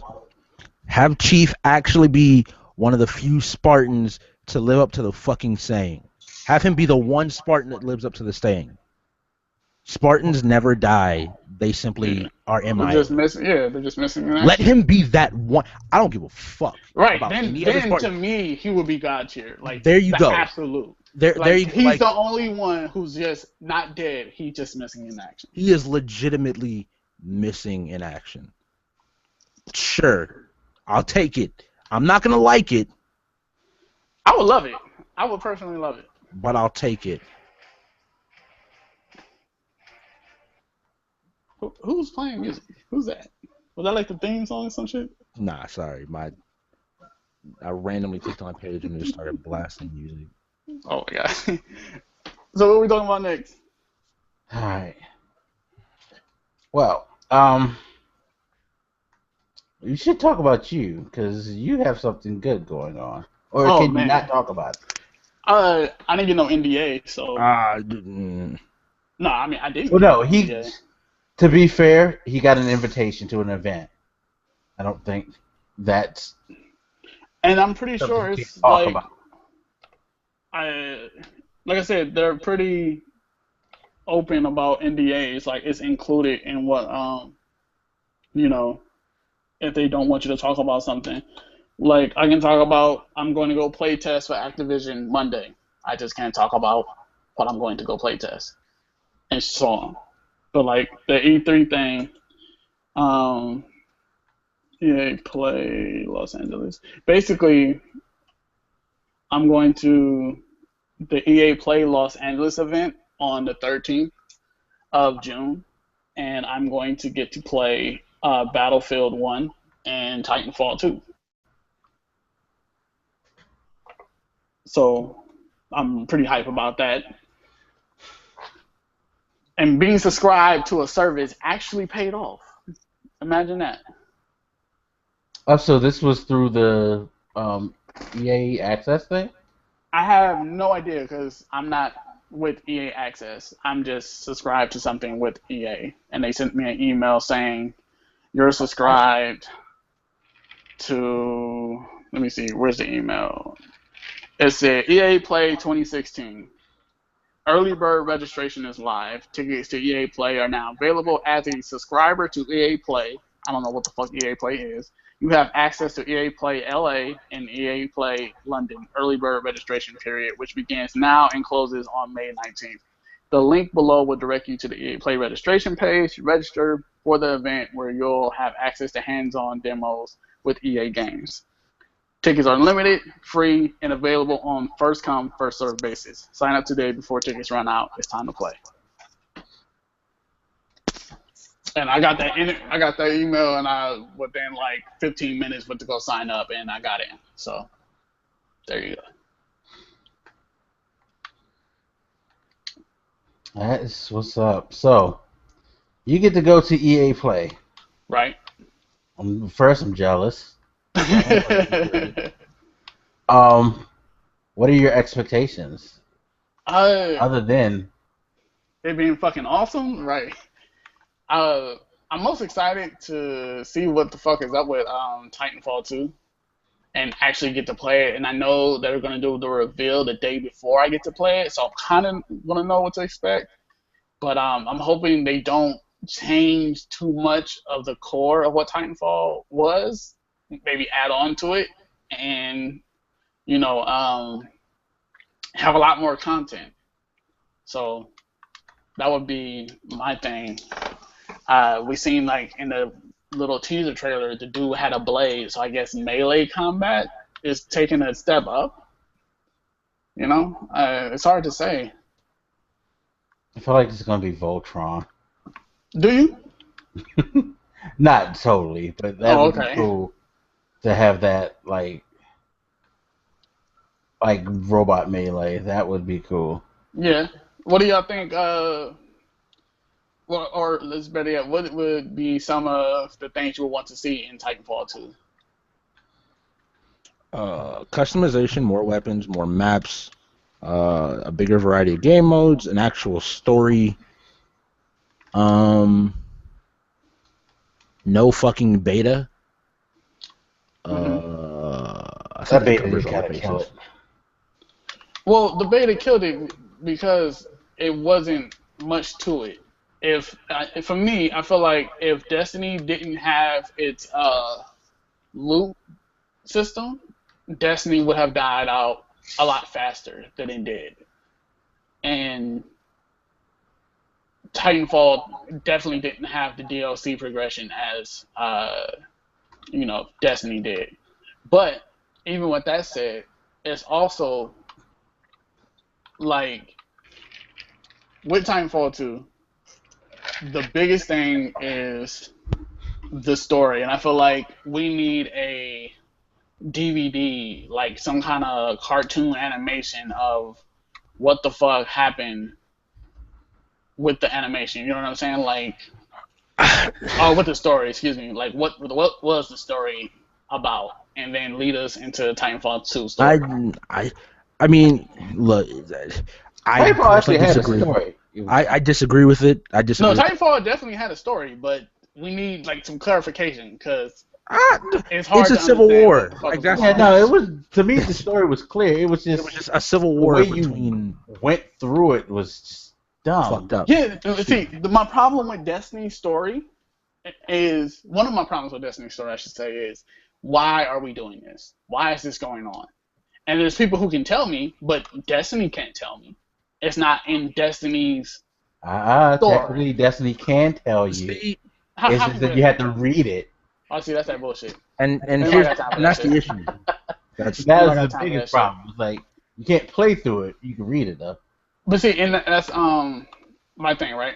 The take it from Halo, the new trilogy that we're currently in. They said all of story won't be in books and movies and whatever. From the point of Halo 4 on, it's going to be in fucking the game. So it's like Titanfall 2 needs to be able to tell me why the fuck this civil war is going on, what No. it's about. For me, just for me, I need to understand why the fuck I'm shooting people. Because I don't like, for whatever reason, I just can't stand the fact I'm shooting somebody and not knowing why. Why are we invading this place? What the fuck did they have to do with us? Did they really even deserve shit like this? Like, to me, those are questions that in the game I need to know. If it's they're the bad guys and they killed women and children and they're just horrible and they want to enslave the world, I don't want that. I can deal with that. I don't want that. And this is something that I have an issue with most games in. If you want to cite a game that, in my opinion, had probably the most similarity to the story of Titanfall, was Brink. It did it in a very similar format. Just wasn't as stupid in having to play the missions in order or jumping back. But the simplest way is they present it as a very gray story, a morally gray story. Neither side was really right, neither side was really wrong. People had different motivations, and they used the story to convey different missions and push along this overarching narrative, which was the war.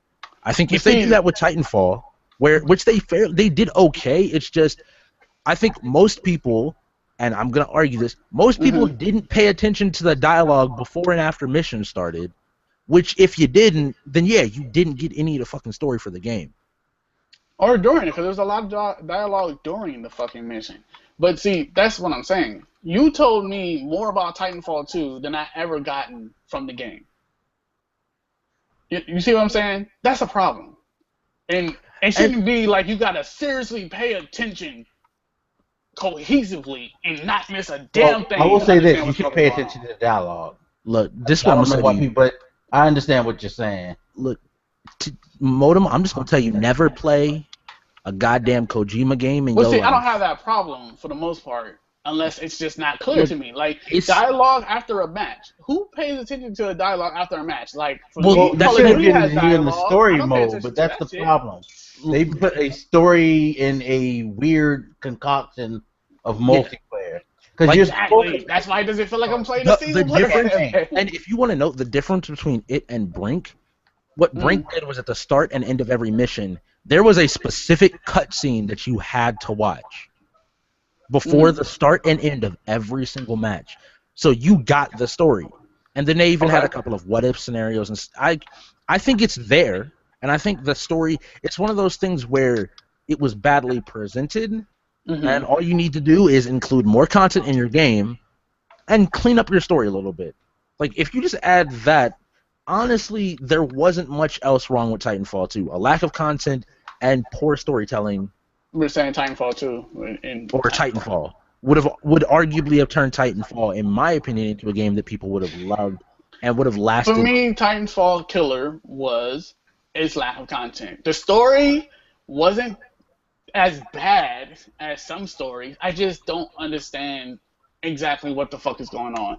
It's like you went into another fucking dimension and you look up and there's a bunch of explosions and shit and someone's like, "Soldier, here!" and he throws you a gun. "Shoot that guy!" You're like, "Okay," and you just let the motherfucker have it, and then you going on through this war. And you're just like, you stop and you think, why the fuck am I doing this shit? All right, I have a question though. Have you ever played through the campaign cohesively? Yeah, I have. And here's the thing. I feel like if I would have played through it cohesively, I would have understood because I would have listened to what they were saying, but I will argue I never that got an opportunity to play through it cohesively. The reason I also say a cohesive, I played when the game came out, me and a group of friends, so I had basically a full squad. I think the first week we put 20 to 30 hours in, and because you had to play through the campaign 3 times to unlock all of the different mech types, yeah, I played through the campaign basically 3 times straight. Like, yeah, there were times where you hear multiple missions because of... Also, do not include a fucking system where if I can't progress to the next campaign mission, you jump me back to, like, number 4 when I'm on number 9 and 10. Problem. And that was a problem for me, too. But it was, like, my first time playing the campaign, I got through most of the missions, and, like, the last 2 or 3, it was kind of hard to get through because, like, people was transferred. My second time, it was kind of the same thing, but the third time, it was, like, really fucked up. Well, to give you an idea, I was once somebody that liked to play the lightest, the lightest Titan. Right. And you had to beat the campaign for a 3rd time to get that. Right. And by that point, the game was basically like, all right, we'll put you on mission 4. Now you're on mission 8. Now you're on mission 3. Now 1. Now, and I was jumping around to the point where I'm like, I need, like, mission 5 and 10. Like, can I just get those, please? And what it did was it pulled you back to mission 4, and you had to play 5, 6, 7, 8, 9, 10. So every time you got to the point where you needed to be, you could be sent back to the beginning of the game and have to replay everything over again. And it was like the last 3 missions. It's a fucking stupid ass system, right? Where you lose people with the story because nobody can actually play through the story unless they're lucky enough to just. I played the game constantly for a few days, and I got lucky enough to just see everything. Right. And see, for me, even when you played through it cohesively, like in order, a lot of things were missing from certain points, and playing the different sides too was kind of confusing because you're like, okay, what's this side story? But you're still trying to figure out the last side story. And it's like, for other people, I understand that they caught on to it and it was easy to understand. For me, dealing with that whole fucking thing was not entirely easy. The only thing I understood was we're at war because we have our own agendas, or something isn't fair, or this side thinks it's fair, or something like that, and we're fighting for our side. Like, I think that makes sense when you're entering into the middle or a part of a war like that, where you just present it as like, here are 2 sides, Here are the beliefs of one side. Here are the beliefs of the other. They're fighting. Play through it. That was enough for me to say, all right, I'll see what the story is, because I don't know. I don't feel like I really would rather them not create some main character that is our focal point on the story, because I don't want this story to have like a side to it. I want an actual like morally gray story in a game about war And where see, there I is enjoy no that good perspective guy. too. I enjoy that perspective too, but I just want more cohesive details to what the fuck is going on. Because when you're playing each side has their protagonists and shit like that, or the leaders, or what the fuck ever is going on. It's kind of like watching a Gundam fucking anime, if anything. And I like that shit. I like the storytelling. I like all of that shit. I just need details and more cohesive storytelling. And especially not with that bullshit ass system where we're jumping from level 4 to 12 to 1 to 7. Like, all of that shit mixed in with everything was just a fucking mess. A fucking mess. And that's definitely what I don't want. So I want a more cohesive story with, actual cutscenes and explaining and shit like that. Like, tell me, what's a character from Titanfall? The issue is with that there isn't like they've named But off see, a few main they've characters. named them. There's definitely characters. All right, first of all, you're also asking me about a game that I played 2 years ago and haven't played We all know the since a week Master after Chief. launch. But that's Master Chief's story. We all know Like, the Master Halo- Chief. My point is, if it was rememberable, it would be rememberable. No, I think that's two. No, you can have good games without a character. That's two very different That's types of remember. storytelling. Do you remember Nico Bellic? One character with one game that Do you always. remember Nico Bellic? Was Grand Theft Auto 4 the story of the city or the story of Nico Bellic? But again, do you remember Nico Bellic? But- Who everybody says that his story and his character was so fucking ass, and he But was just that's the issue. unrememberable and It's whatever. still But we his all story. remember Nico Bellic. It's My point his is, story. we remember the character. It's You like can't if tell me who was a Titanfall character. You There guys was can't no even character. describe It was one. war. Yes, there was. The character was there the were war. many characters. So who was the main protagonist? No. Okay. There Are you was asking us many who's the characters. protagonist? Just like I'm saying, Or are you you asking watch a us Gundam who's the episode, and you will see that there's and multiple here's the characters thing, on Modem. both sides. Modem, each and side this to is what I'll their say to you, right. Modem. Uh-huh. But that's what you're looking for. Those stories are told from a very specific individual's perspective or group of Are individuals' they? perspectives. You Isn't follow. they told You in follow. the same way? They're both at war. They both think they're right. They both want to fight for their side. But It sounds like here's my Titanfall to thing. me. All right, you so just in named the Titanfall's characters. story, The you play an factions are the individual characters. character. My point is, I don't know the characters. You know the factions. That's the character.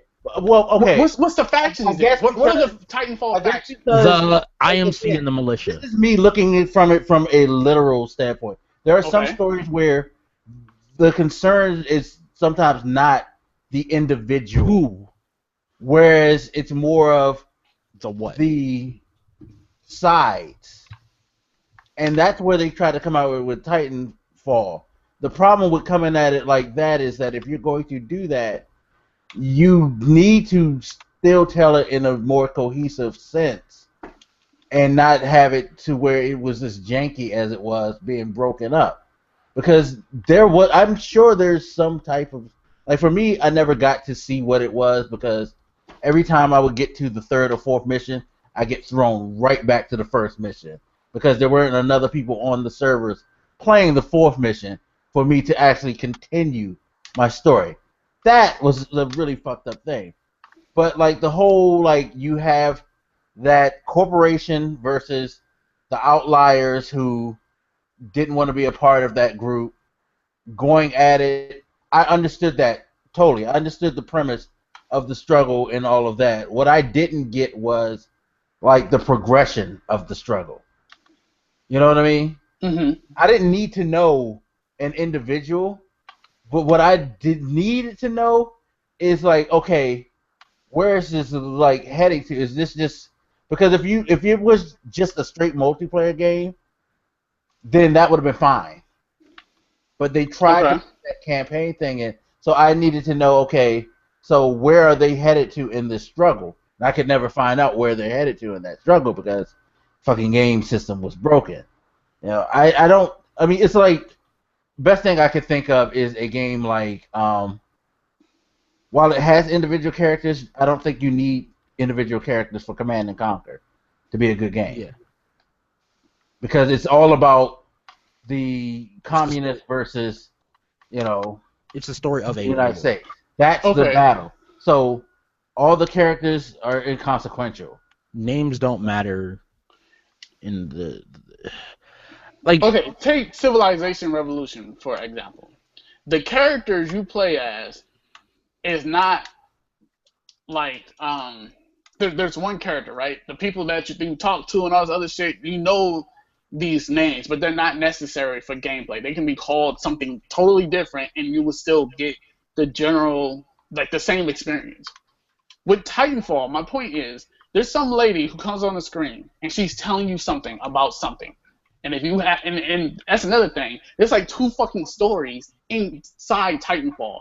If the militia succeeds or if the fucking IMC succeeds.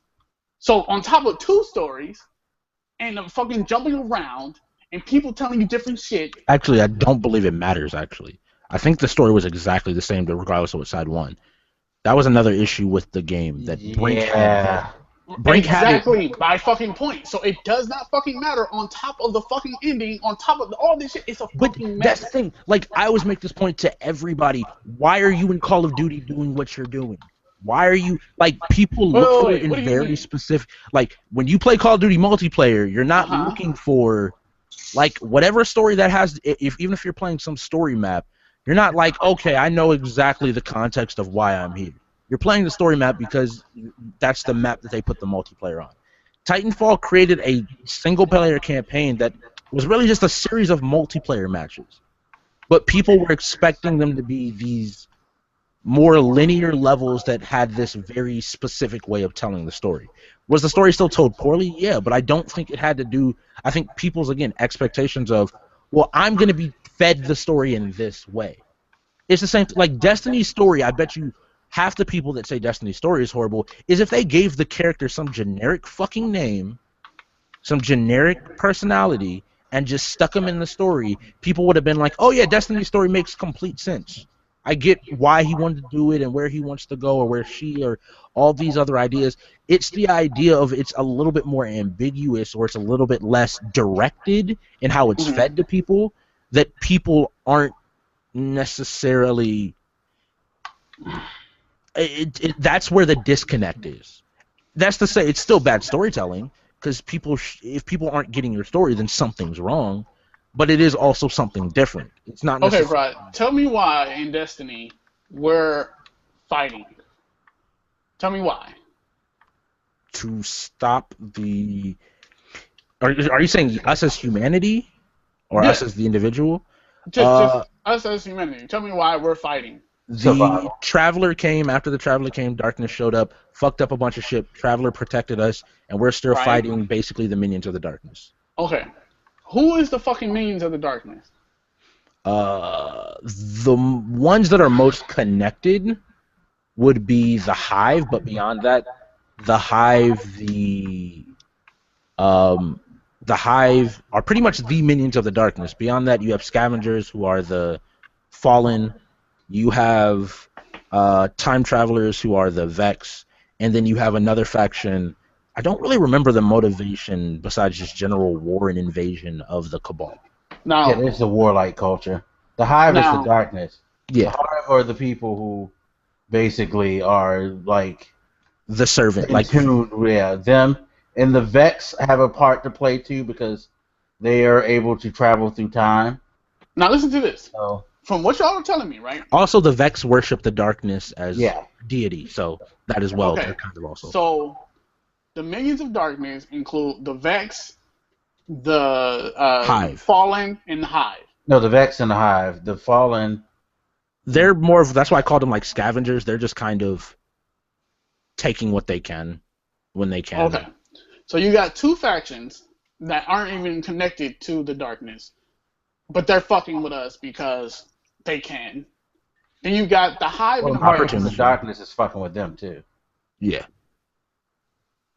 Well, they don't fucking fuck with anybody, so of course they're gonna fuck with each other. But it's the point. we're in the middle of fighting 4 factions, or is it 4? Well, I think you're thinking we're fighting it's for 4 factions. factions. We're It's 4 factions. protecting It's our the solar Hive, system. it's the Vex, it's the Cabal, and it's the fucking Fallen. Fallen. So we're fighting 4 factions, and I get it. We're just trying to survive at this point. I understand that. My point is, the darkness came. We're supposed to be fighting the fucking darkness. No, but now we're fighting the minions of darkness. No, and well, we're fighting the sisters of the darkness, or we're fighting the children of the darkness. Well, they are the We're darkness. fighting. Well, and that's the thing. Are they You the said darkness, that or they're the the minions of the darkness. darkness? You just associated with the darkness, so we are fighting the darkness. But they're called the minions of darkness. We're not even. Well, we're not yeah, even but they're fighting just- if I'm in the army, I'm your minion. If I'm part of your force. Like, because theoretically, you are the minion of the Traveler, whether you like it or Okay, not in so Destiny. how do you get rid of the darkness? By killing all I the mean, minions? Does that get But rid of the again, darkness? they've yet to tell That's what you how. Destiny 2. Because they left it. It's an open-ended story. Again, you want to go back to bad storytelling? Hey, it's And the we've way they left it seen- open. We've seen that I the fucking rest my darkness. case. We've seen It's that bad darkness. storytelling. We've seen that dark. But that's the thing. But see, still that's the don't know thing. what Neither the one of fuck us we're said doing. that Titanfall No, was but good. I'm not saying that you storytelling. did. I'm Our not saying whole that you point did. My was point you is, don't need it's bad a- storytelling. There's no I why. think that's There's the no thing. how. There's And- no Yeah, Here's the and thing. we information agree with to that. feed My that. whole thing was you don't need a focal point character. That's all I was saying. I didn't But say see, it wasn't bad storytelling. Titanfall doesn't need focal point characters. But see, my point is, none of this shit is memorable. You don't know what the fuck is going Well, on. no, because again, we've all established that we all thought that the way that So, they Modem, told let it me was ask you- bad. Modem, Uh-huh. do you remember how to say this? When you think about some event in history, you remember very specific events, Okay. like very specific events and or people. Right. The issue with a game, and this is when you look at a game, so take Titanfall, take Destiny, whatever you want to say, when those moments are kind of being created in front of you in a way that they aren't going to be the things that's immediately going to say, like, oh, this is the most important thing. The most important thing about Destiny, you could argue, is that very last fight of Destiny, where you finally get in some sort of a physical form the manifestation of darkness. Okay. At the heart of the garden.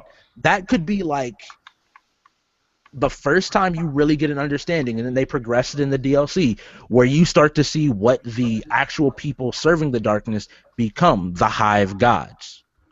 And we've seen that progressing through the DLC as well. And Okay.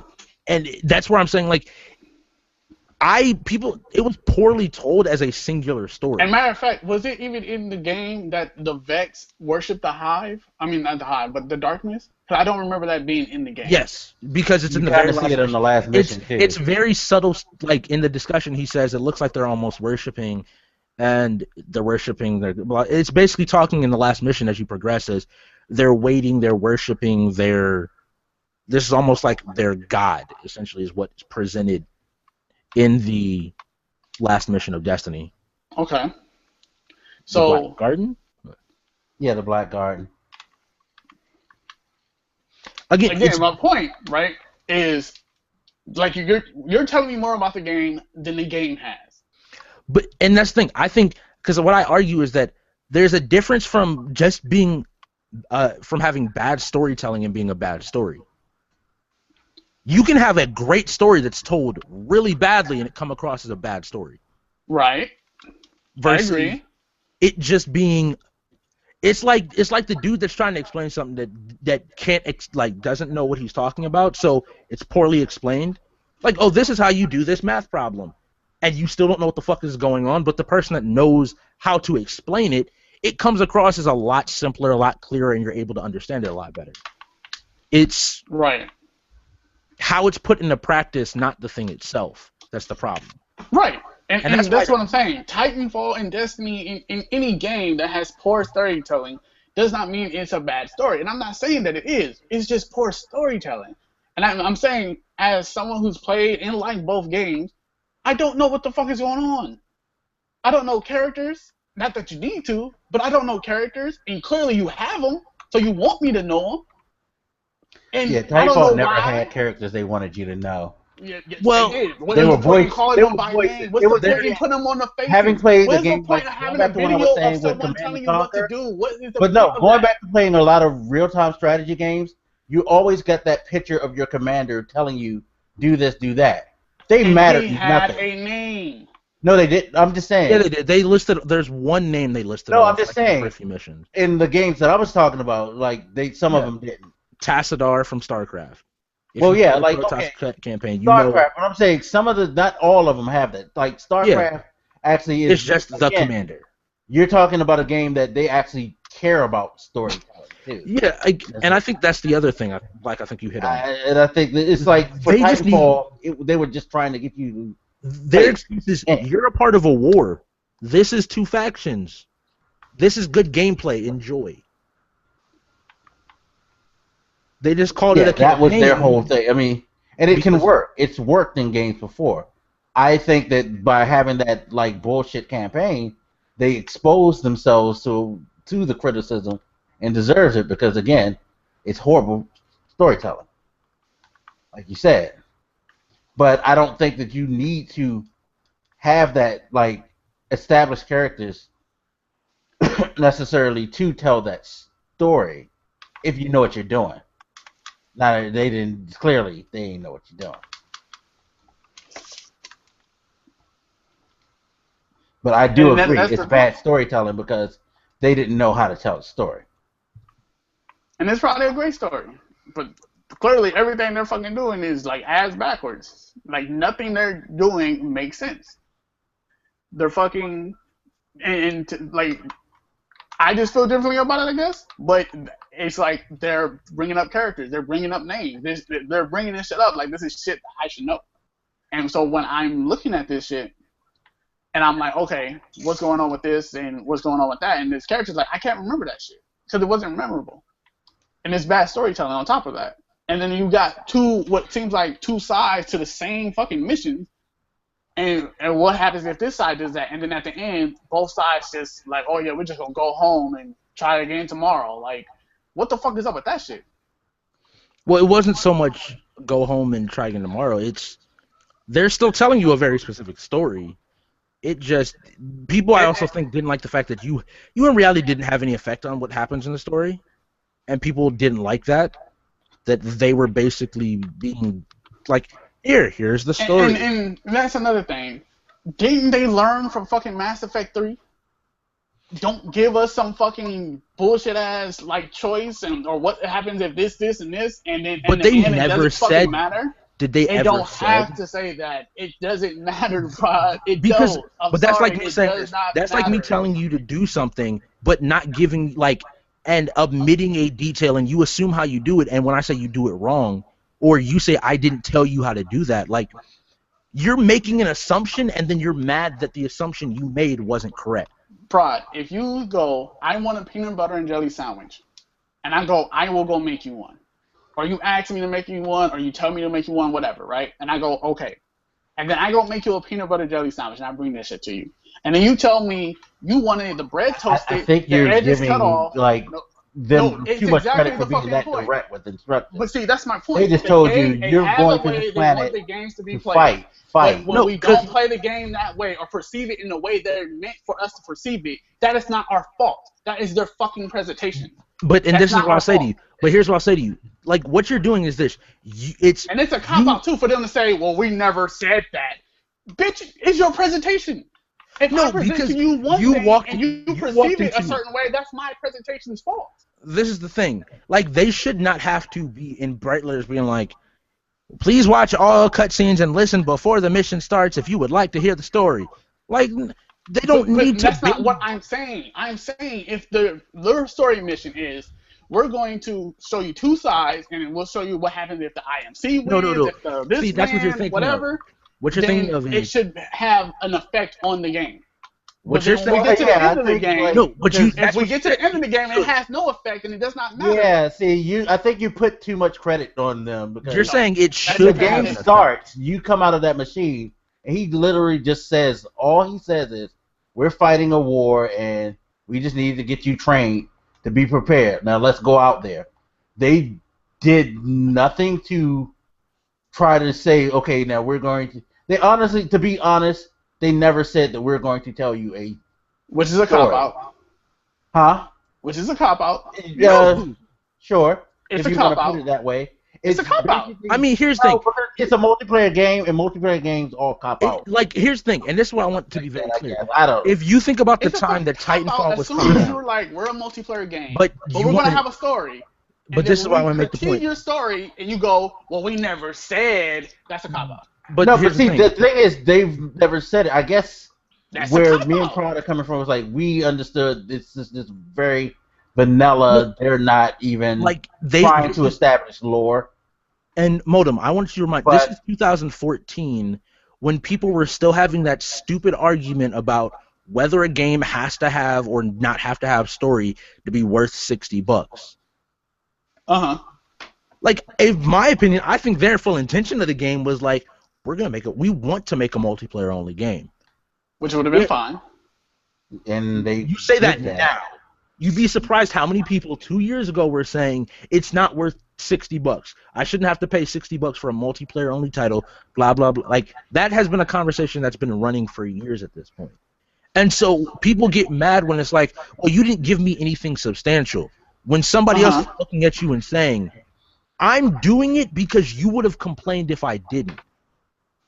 It is, in my opinion, looking at that game and even the way they handled the story, they had no intention of making that. They made what they had to do to have something called a campaign in that game. Because even in the campaign, you're just playing the multiplayer and then getting a little thing like, well, this is what happened in the story on this map.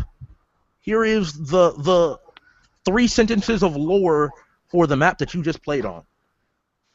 Because otherwise, people are going to look at it and be like, why would I pay $60 for Overwatch? Why would I pay $60 for X, Y, and Z title that does not have a story to it or doesn't have anything other than the multiplayer component? That's just the mindset people were in, and people then turn around and get mad because people are just filling out checkboxes. Should they do it?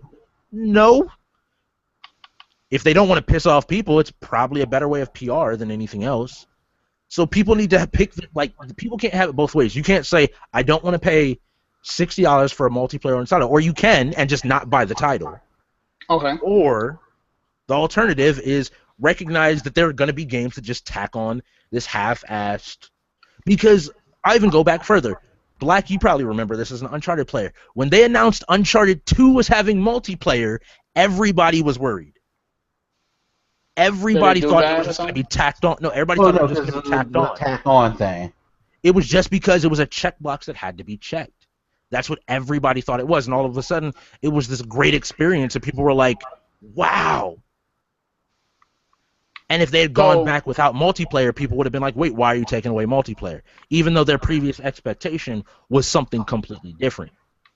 People would get angry about something if they didn't like it, but if it's satisfactory to them, they're not going to complain regardless of how they felt before. It's a very fickle thing, so the company isn't going to be like, we have to input all these resources. They're going to be people that like it. They're going to be people that don't. Oh, well, I know people that didn't like Uncharted 2 multiplayer. There are people out there just didn't. But you don't have to appeal to everybody. Trying to appeal to everybody is probably going to end up messing you up more than it's going to help you. Yeah. And that's fine. But it's more so with Titanfall, like, talking about it, I don't care if it was just multiplayer. Its multiplayer lacked content. There was only a few maps that you ever really played on. Yeah. I mean, it's 10 maps. Like, it's 10 maps. Yeah. It was a story mission. They didn't have a lot to... Was it 10 maps? Or because I literally only remember it being like 5, and you played on 2 different sides of the map. I don't know. Did any of you get the DLC? The map list... list... I think the DLC was like free at some point or something like that.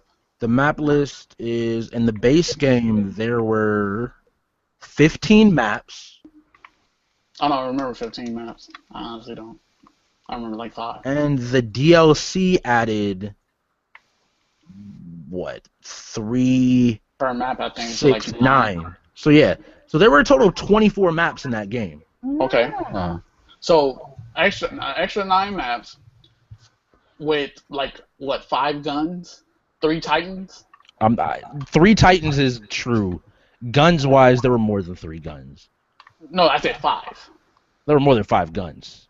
Okay, what were they? Well, no, let me stop. I don't want to. Not 5 guns. I'm looking at the list right now. It was definitely more than 5. It was maybe 15 at max. Yeah. Maybe 15. Like if you want to say there were 5 categories, each category probably had 3 to 4 guns. So yeah, 15. 15 to 20 guns. Even with that being said, it was like it just felt like a lack of content. Everybody used the same thing. I mean, I think that's because they used a very old-fashioned progression system, which they knew from Call of Duty 4, which most people in turn ran through in the first 2 days and maxed out their character. And this was a time where people were starting to realize just having a prestige mode wasn't enough towards incentivizing players to constantly play your game. And I think this was one of the games that was doing something that was very old-fashioned in a new game and getting hurt for it. Because that's what they knew before. In Call of Duty 4, people weren't talking about how many guns there were. People weren't talking about the fact that all you really did was go up to prestige again, get a few more skins, prestige again, and rinse and repeat. People weren't arguing about that. People were just saying, well, that's what I'm doing. Even like, did Titanfall even have gun camos or like weapon customization or anything like that? Believe so. Don't quote me on that because I really don't remember. Possibly. Like that's like the issue. Like the customization for a multiplayer game. And see, when you say multiplayer only, I expect the deepest and like richest multiplayer experience ever. And that's not what they delivered on. That was my expectation. But personally, and I understand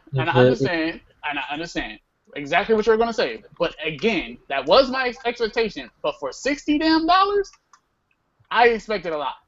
And okay, so they didn't reach your expectations, which is a valid argument. And for my expectations, I'd say I would argue that I played Titanfall. The burnout on Titanfall for me was because of my own fault versus the game. I played 30 hours of the beta, and I played 30 hours of the base game. I played 60 hours of that game. Mm-hmm. I just played it over like a 2.5 week period and was done with the game afterwards. And the DLC took so long coming out that I didn't care about the game. Again, but that's all subjective stuff. Like, do I feel this was worth it or not worth it? And you can make some arguments, but yes, there was a lack of content. The progression system was not set up in a way that took a substantial amount of time to get through. And see, that's my thing with fucking Destiny. We played half the game in the fucking beta. So when we played half the game and we got through that shit, and then it became this repetitive cycle of hopefully getting a shader or some shit like that, it was like, I'm done with this fucking game. And there was a lack of content. Now, this brings up an interesting conversation that I guess we could have really quick. Mm-hmm.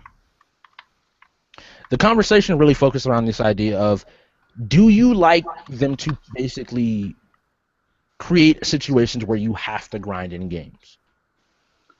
Yes. Whether you want to look at it as grinding or whether you want to look at it as, in my opinion, a lot of times, padding out the length of a game.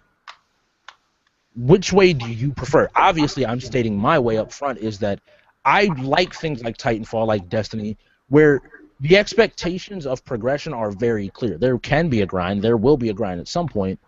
But they're implemented in a way that involves maybe possibly different forms of content I haven't already done versus saying the old school WoW sense of things where it's go kill this thing, go talk to this person, go carry this thing, run here, kill him, run back, talk to...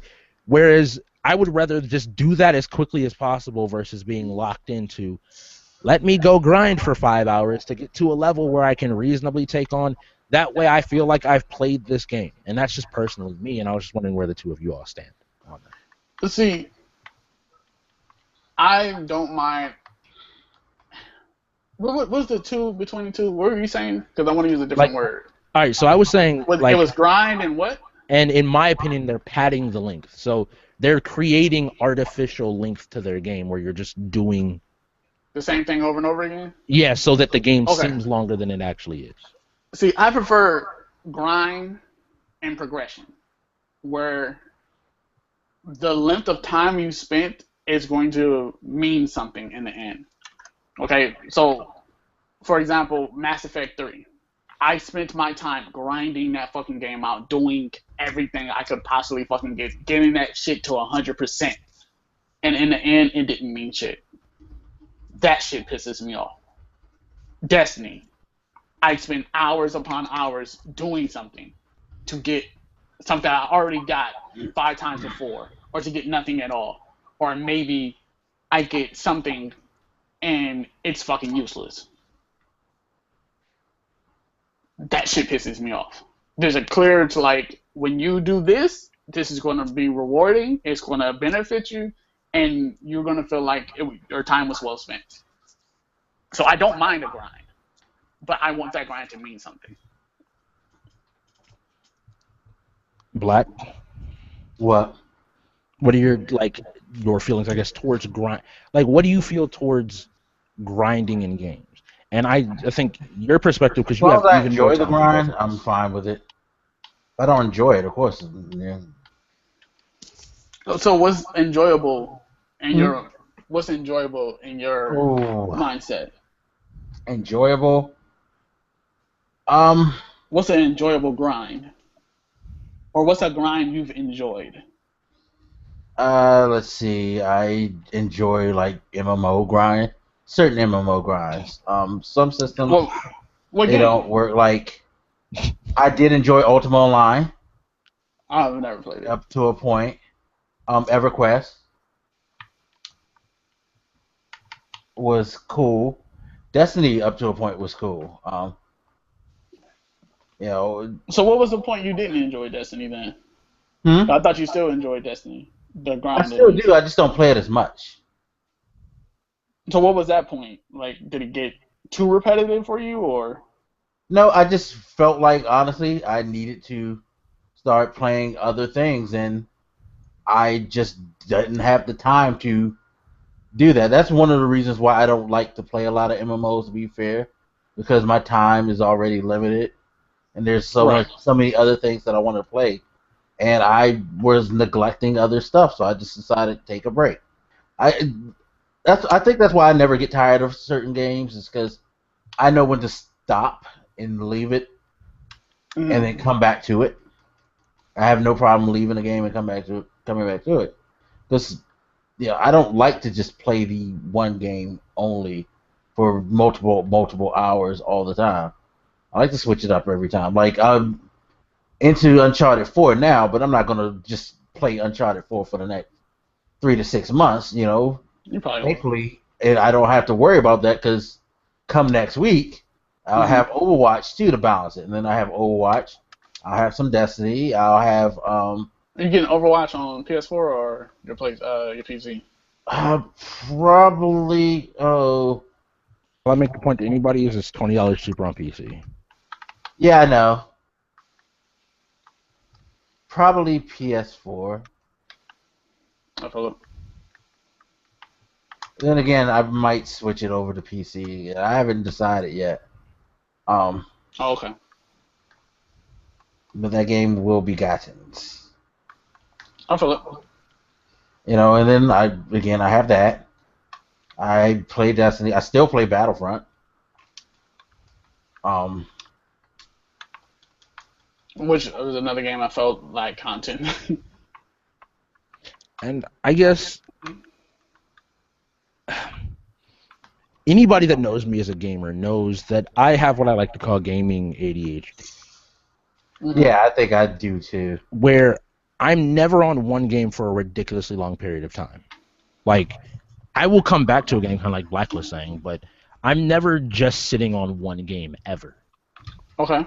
And the reason I say all that is because when you have games where it's the idea to me of, if I have to spend the next 5 hours grinding out a game to just progress another step in the story or progress a step further, if the substance of that grind isn't something significant or isn't enough to basically say this 5 hours worth it. I can always reason out like, well, or I could just go play this other game that I have sitting here that I've been wanting to play anyway. Destiny, it works because the raid is difficult. I can't, if it's just like, oh, here's a challenge, you have to beat it. That's one thing versus saying the Destiny loot side of things where you can ask Blak in this respect when I'm horrible about it, when it's just, hey, run this thing over and over again till you get the drop you wanted. I'm like, I beat it once, I'm fine. Right. See you for the next raid. Talk to you later. Yep, that's all good. Have you picked up the Division prop? Somebody game shared it with me and I have it on PS4.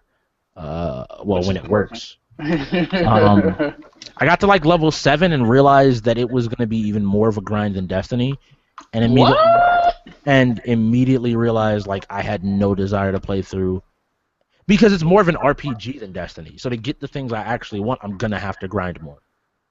That's kind of funny to hear because it's like I feel like the complete opposite, yo. Yeah, it is more of an RPG. And because it is more of an RPG, but I don't feel like it's more of a grind than Destiny. And I think, I mean, and for me, it was like I looked at the gameplay and I was like, yeah, the game's fun. It's interesting. I may pick it up when I have like 3 months or a few times where it's like I just feel like playing a game for a day and maybe I get a squad hooked up and just sit down and play that. But first of all, like playing it by myself is just I didn't get it at launch, so it's kind of like most people are max level already, and it's to me just the game. I recognize how Blak said it's going to take up way too much of my time. Like if you want to talk about me right now, to give you an idea of what I mean when I say gaming ADHD, I play a couple of matches of Paragon every day. I've been playing a couple of matches of Rainbow Six Siege every single day. I've been playing a little bit of Battleborn. Been dabbling in Dark Souls 3. I've been playing Dreadnought. Still been playing League of Legends since the new patch came out. Been getting back into Blade and Soul. Then you have like nightly games where I'm playing some Ultimate Chicken Horse. Like the list just keeps going because it's always like, all right, I can do a little bit of this. Some days I might play 10 matches of Paragon. Right. Or when Overwatch beta, I was playing like 5, 6, 7, 8 hours of Overwatch a day. Right. So great. Like there will have these moments where I just burst through a game, and usually what ends up happening, it's when I hit like a wall that it's always this calculation of, is the time I'm gonna put in to take this going to be a big enough reward? Is the reward there enough, or is the time that I'm gonna have to invest reasonable enough that it's not going to take away from something else? It's why I can play Dark Souls without a problem, because Dark Souls, every single victory, regardless of how long it takes, is satisfying, even though sometimes I just step away from Dark Souls for a while. I'll just be like, I'm not playing Dark Souls this week. I don't want to spend 2 hours trying to get to a boss, maybe another hour on the boss if I'm having a really bad session. And it's that kind of mentality that I always... I approach games with. And this is after, because I always say I played, Vanilla WoW. And ever since then, I haven't been able to tolerate a grind. I went from a kid who played all the Pokemon games, played RPGs super heavy. I love the games, but I cannot play them like them by themselves in long periods of time because of Vanilla WoW. Vanilla WoW was the grind that basically killed. It was just so much that I was just like, fuck this. Just, and it's for a long time why I always said that I just hated grinds. Until Destiny, and it was like, it's just the grind you can tolerate and what you find enough substance in. And that, like Destiny, why does Destiny work? Because I was also getting, what are those things called, Blak? Grimoire cards? Yeah, so you got invested in the lore. For me, that was I was chasing lore constantly, and that was the thing that could convince me to keep playing. Then once I found I could read the lore online, once again Destiny went back into my hard drive and just sits there. Because I can spend my time playing something else but still get the piece of the game that I want if I really want to get it. I feel it. And that definitely makes sense. We're all gamers, though, in our own way. No, but like, when it comes to grinding and just time spent, like I said, for me, regardless if there's a grind to the game or whatever, how much money I put into the game is usually how I'm going to judge if it was worth it or not. And for me, it's always that dollar per hour. That's how I scale things. So, like Call of Duty, I have no problem spending $100 on it every year because I'm going to get at least 100 hours out of that fucking game. So, same thing with the Division. I already have over 100 hours in that game, and I'm still going to get more hours out of that game. Call of Duty, I already have over 100 hours in that game, and I'm still going to get more hours out of that fucking game. Like, when it comes to this whole thing, it's more so like about the time spent than the grind. But if the grind isn't worth the time spent, then it becomes dissatisfying to me. And when something becomes repetitive, that's when I'm no longer interested. So it all depends on that for me. Otherwise, like, I'm cool with whatever like the grind is. I'm trying to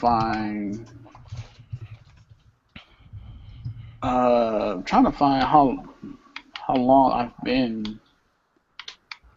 No, let's see. Trying to Like, I find how mean, long.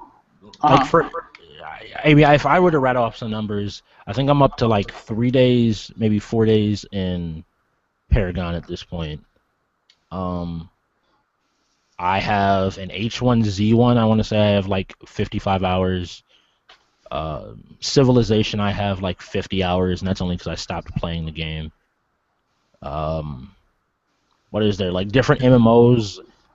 Knights of the Old Republic, I have like 40 hours. Like there are games that I have plenty of hours on. This is just PC stuff. If I start going into my older games, like as you go farther and farther back from me, you can see that I played games a lot longer. Right. Like I played Halo 3 and Call of Duty 4 and these games across a longer period of time.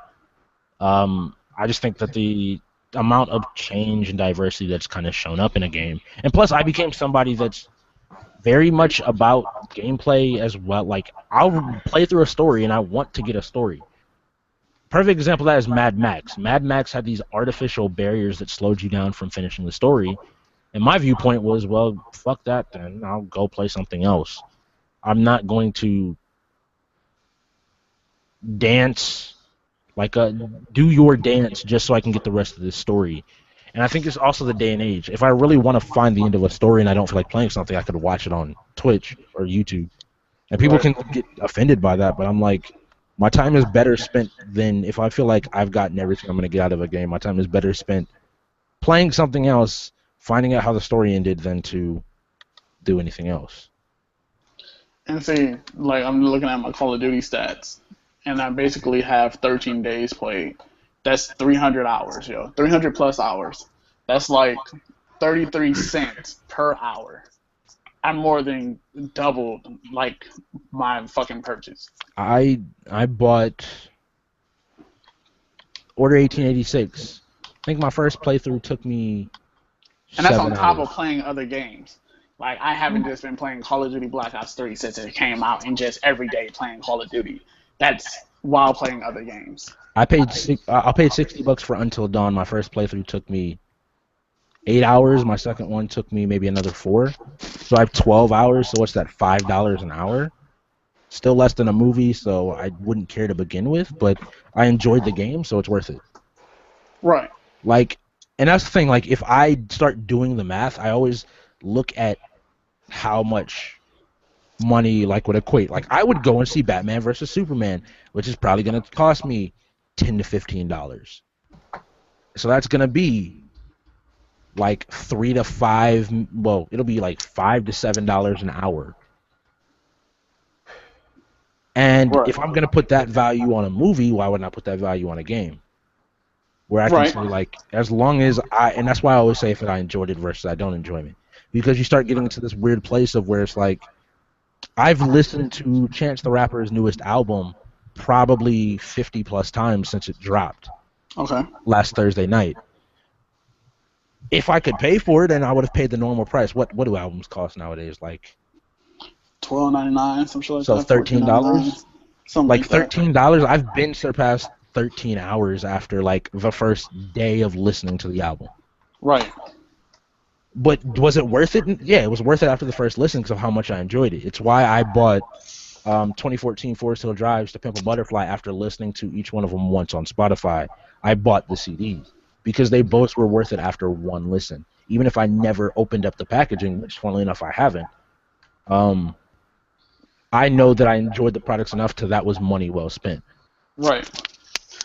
And just like The Division, I'm looking at my stats right now. I got 8 days and 10 hours played.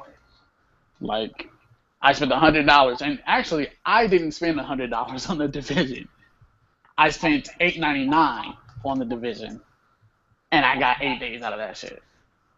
Like I said, I don't take consumer risk and shit like that. So when it comes to things I play, I'm pretty sure about my purchase. So I always enjoy my purchases. At some point, I enjoyed it. But when I start to not enjoy it, then I'm like, okay, this wasn't worth like $60.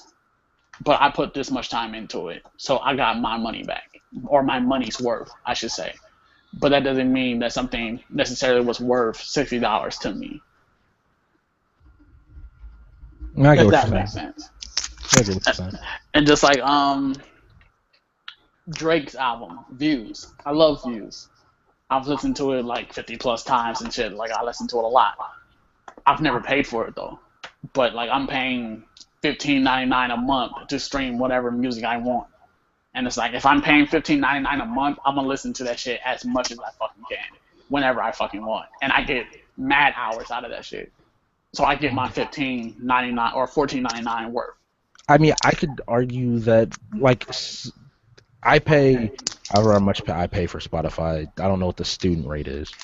But I look at it, I don't have to listen to as much music. As long as I'm listening to music I enjoy, Yeah. I'm fine. Like, and that's how I always stay. Like, my thing is, at the end of the day, my biggest factor has always been enjoyment. Where I can see people that are like, yo, this isn't worth it for X, Y, and Z reason. And I'm like, and I guess my reaction to that has always been just, if I'm happy, it was fine. If I'm happy with the result of the situation, it was perfectly fine. Because there have been games I've paid 60. There have been games I bought Skyrim, played it for a week straight, probably put more than 60 hours in it. Still fucking don't like the fact I bought that game. Still won't ever like the fact I bought that fucking game. And that's why I say there's a difference between worth $60 and getting your money's worth. That's why, like, if you pay $60 and you got 60 hours, you paid $1 an hour. I can accept that. Now, if you don't like something, then you can say that wasn't worth my money, but at least I got my money's worth, and I can live with that. But when it comes to anything else, as far as like money for like movies, I only pay $5 to go see like 2.5 hour movie, right? So that's like what, 270? That's like 275 or something like that. You be hitting them Tuesday matinees, just right. Nobody in the theater. I ain't whatsoever. going if it's not Tuesday. But that's like my point, right? Like, I know I'm going to enjoy this movie, and I know I'm paying the price I want to pay, the lowest price possible. Shit, if I can find that shit on YouTube too, I will. Like, it is what it is.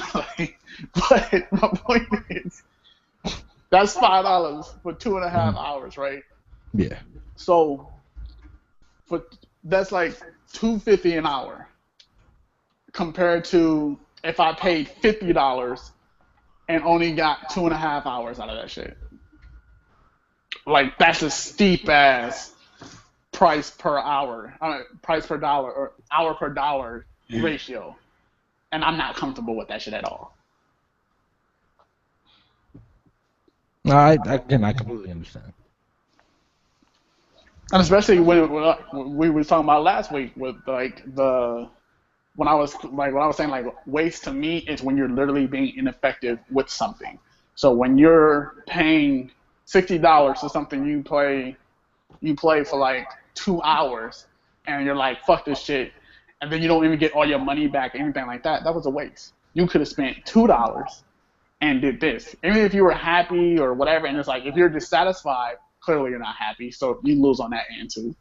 But then it's like, for people who are like, I'm okay with spending 60 hours for one part of this game, I'm $60 on one part of this game and only playing this one part, and they're happy with that, that's cool.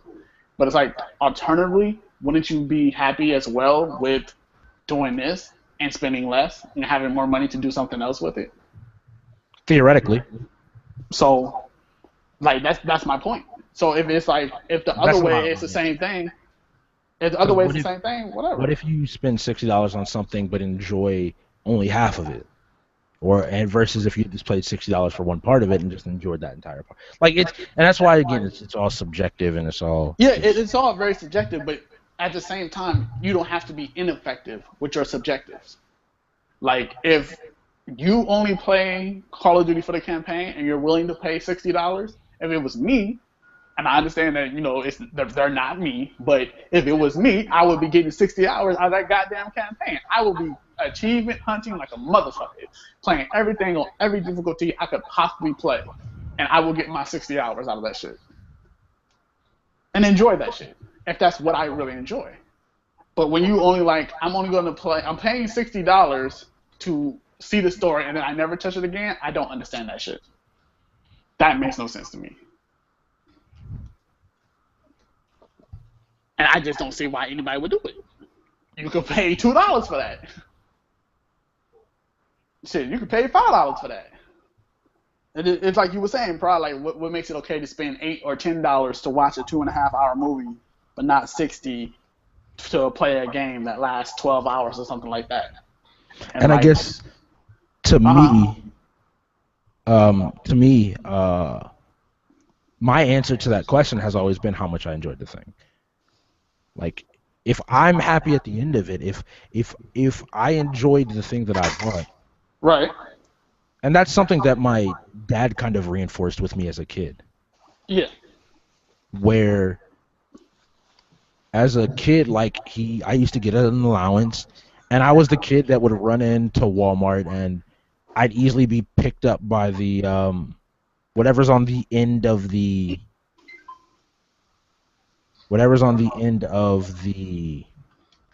shelves, and I might buy something, play with it for a couple of days, and he eventually just said, like, I don't care how you spend your money. Like, that's up to you. If it's your money and you've met all the requirements you have to make, that's whatever. But I don't like the fact that you spend something and then you're not happy and you wish you would have spent it someplace else. As long as you're content with how you spent it. Right, and I understand that completely. And I agree. Like, as long as you're happy, that's all it really is to it. Like, with Call of Duty, no matter who bags on it, no matter what they bring up, no matter if they think it's repetitive, it's the same thing every year, they're tired of this future shit, I'm happy with my purchase. I'm comfortable with my purchase. And I understand that completely. My thing is, when it comes down to it, you're like, I want to play, or I want to buy said thing. And you will be, and there's other alternatives to the one that you choose. And it's like, you could have did this and been just as happy. Why not just do that? But if you choose to do it the way you originally wanted to, that's cool too. That's your choice. Yeah. I just don't understand why you would do that. Like, it's just crazy to me. That's insanity. To me. Like, I just don't get it. It's just like, it's just like buying anything. You buy a fucking Xbox One. If Best Buy is selling you the same exact Xbox One, but it's a few miles further than Target that's going to sell it to you for $100, why not just drive that few miles and get it for cheaper? It's the same thing. But you're paying the premium because Target is, 3 miles less. Yeah. Convenience. It's crazy. Like, I would just drive that 3 miles. But I mean, a lot of things factor into that, in my opinion. Uh-huh. It's not just like, because what if you're walking? versus driving. Like that makes a difference. Like, and that's why I always say that's why it has to be a subjective thing, because there can be so many things. Right, and each case would be different. If it's a value of safety, let's say you're in a bad neighborhood and you want to get home as quickly as possible, that $100 could mean your life. I understand that. But most cases aren't that extreme. So let's just say it's not that extreme. Yeah. Then why not just drive those 3 miles? But if it is that extreme, I do understand paying that $100 more. But I will also say, why not just wait? Yeah. Or eventually drop the price. True. If it means your life and you don't necessarily have $100 extra to spend, why not just wait? And you can't go that extra 3 miles. Why not just wait? Where's Mike? Oh, I'm sitting right here. You ain't saying nothing. I really already said my opinion. Yeah.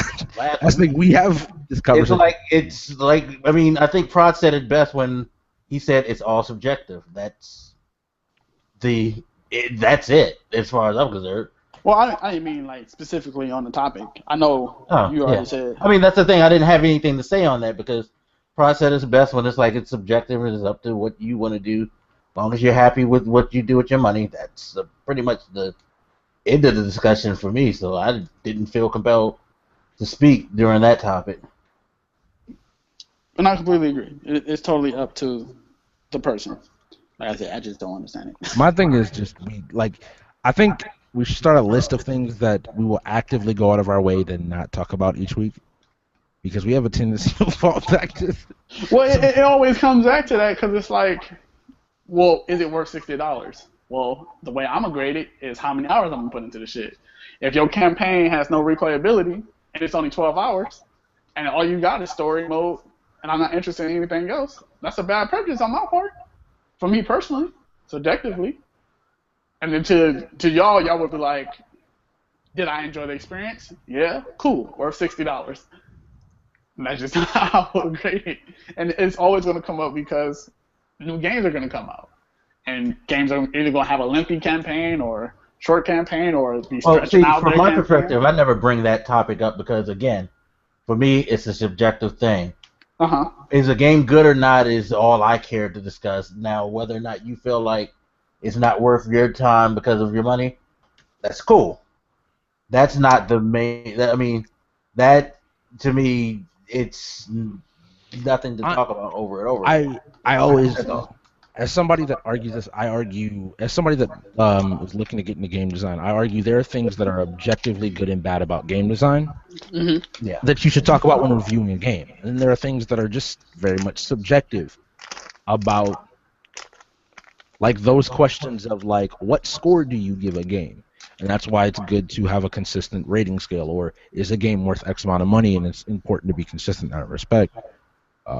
But when it comes, there are certain things that I think people like to mix the objective and subjective topics, because there are certain things that you can objectively say is better than others, where it's just some stuff is like, I just like it better.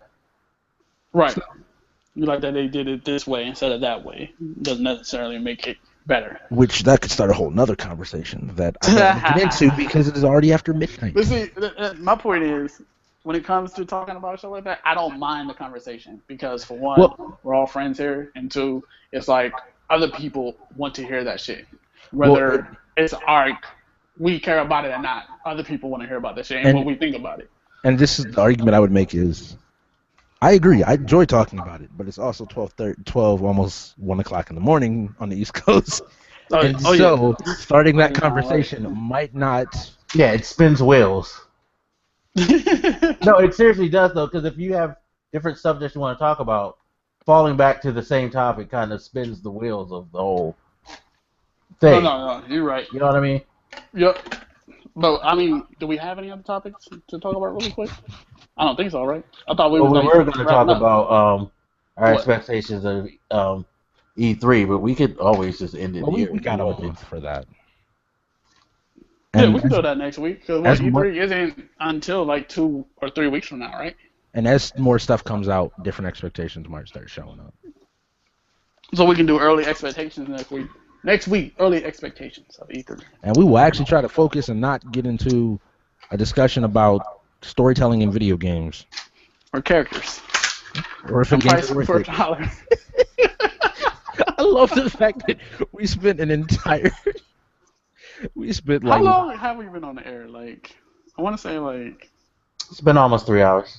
yeah, man. And we literally have what, like 3 topics, if that, 2 maybe. We talked about Uncharted. We talked about Titanfall 2, and me going to play for EA at that little live event. Which spawned into the Titanfall discussion that then turned into the. Like, it was all just one basically continual. Yeah, it was like 2 topics. Yeah. This We is gotta why I do also more say don't topics. let me lead the show because I can talk about anything forever. Oh, you know what? I just remembered I had a what the fuck moment, but we're gonna save that for next week.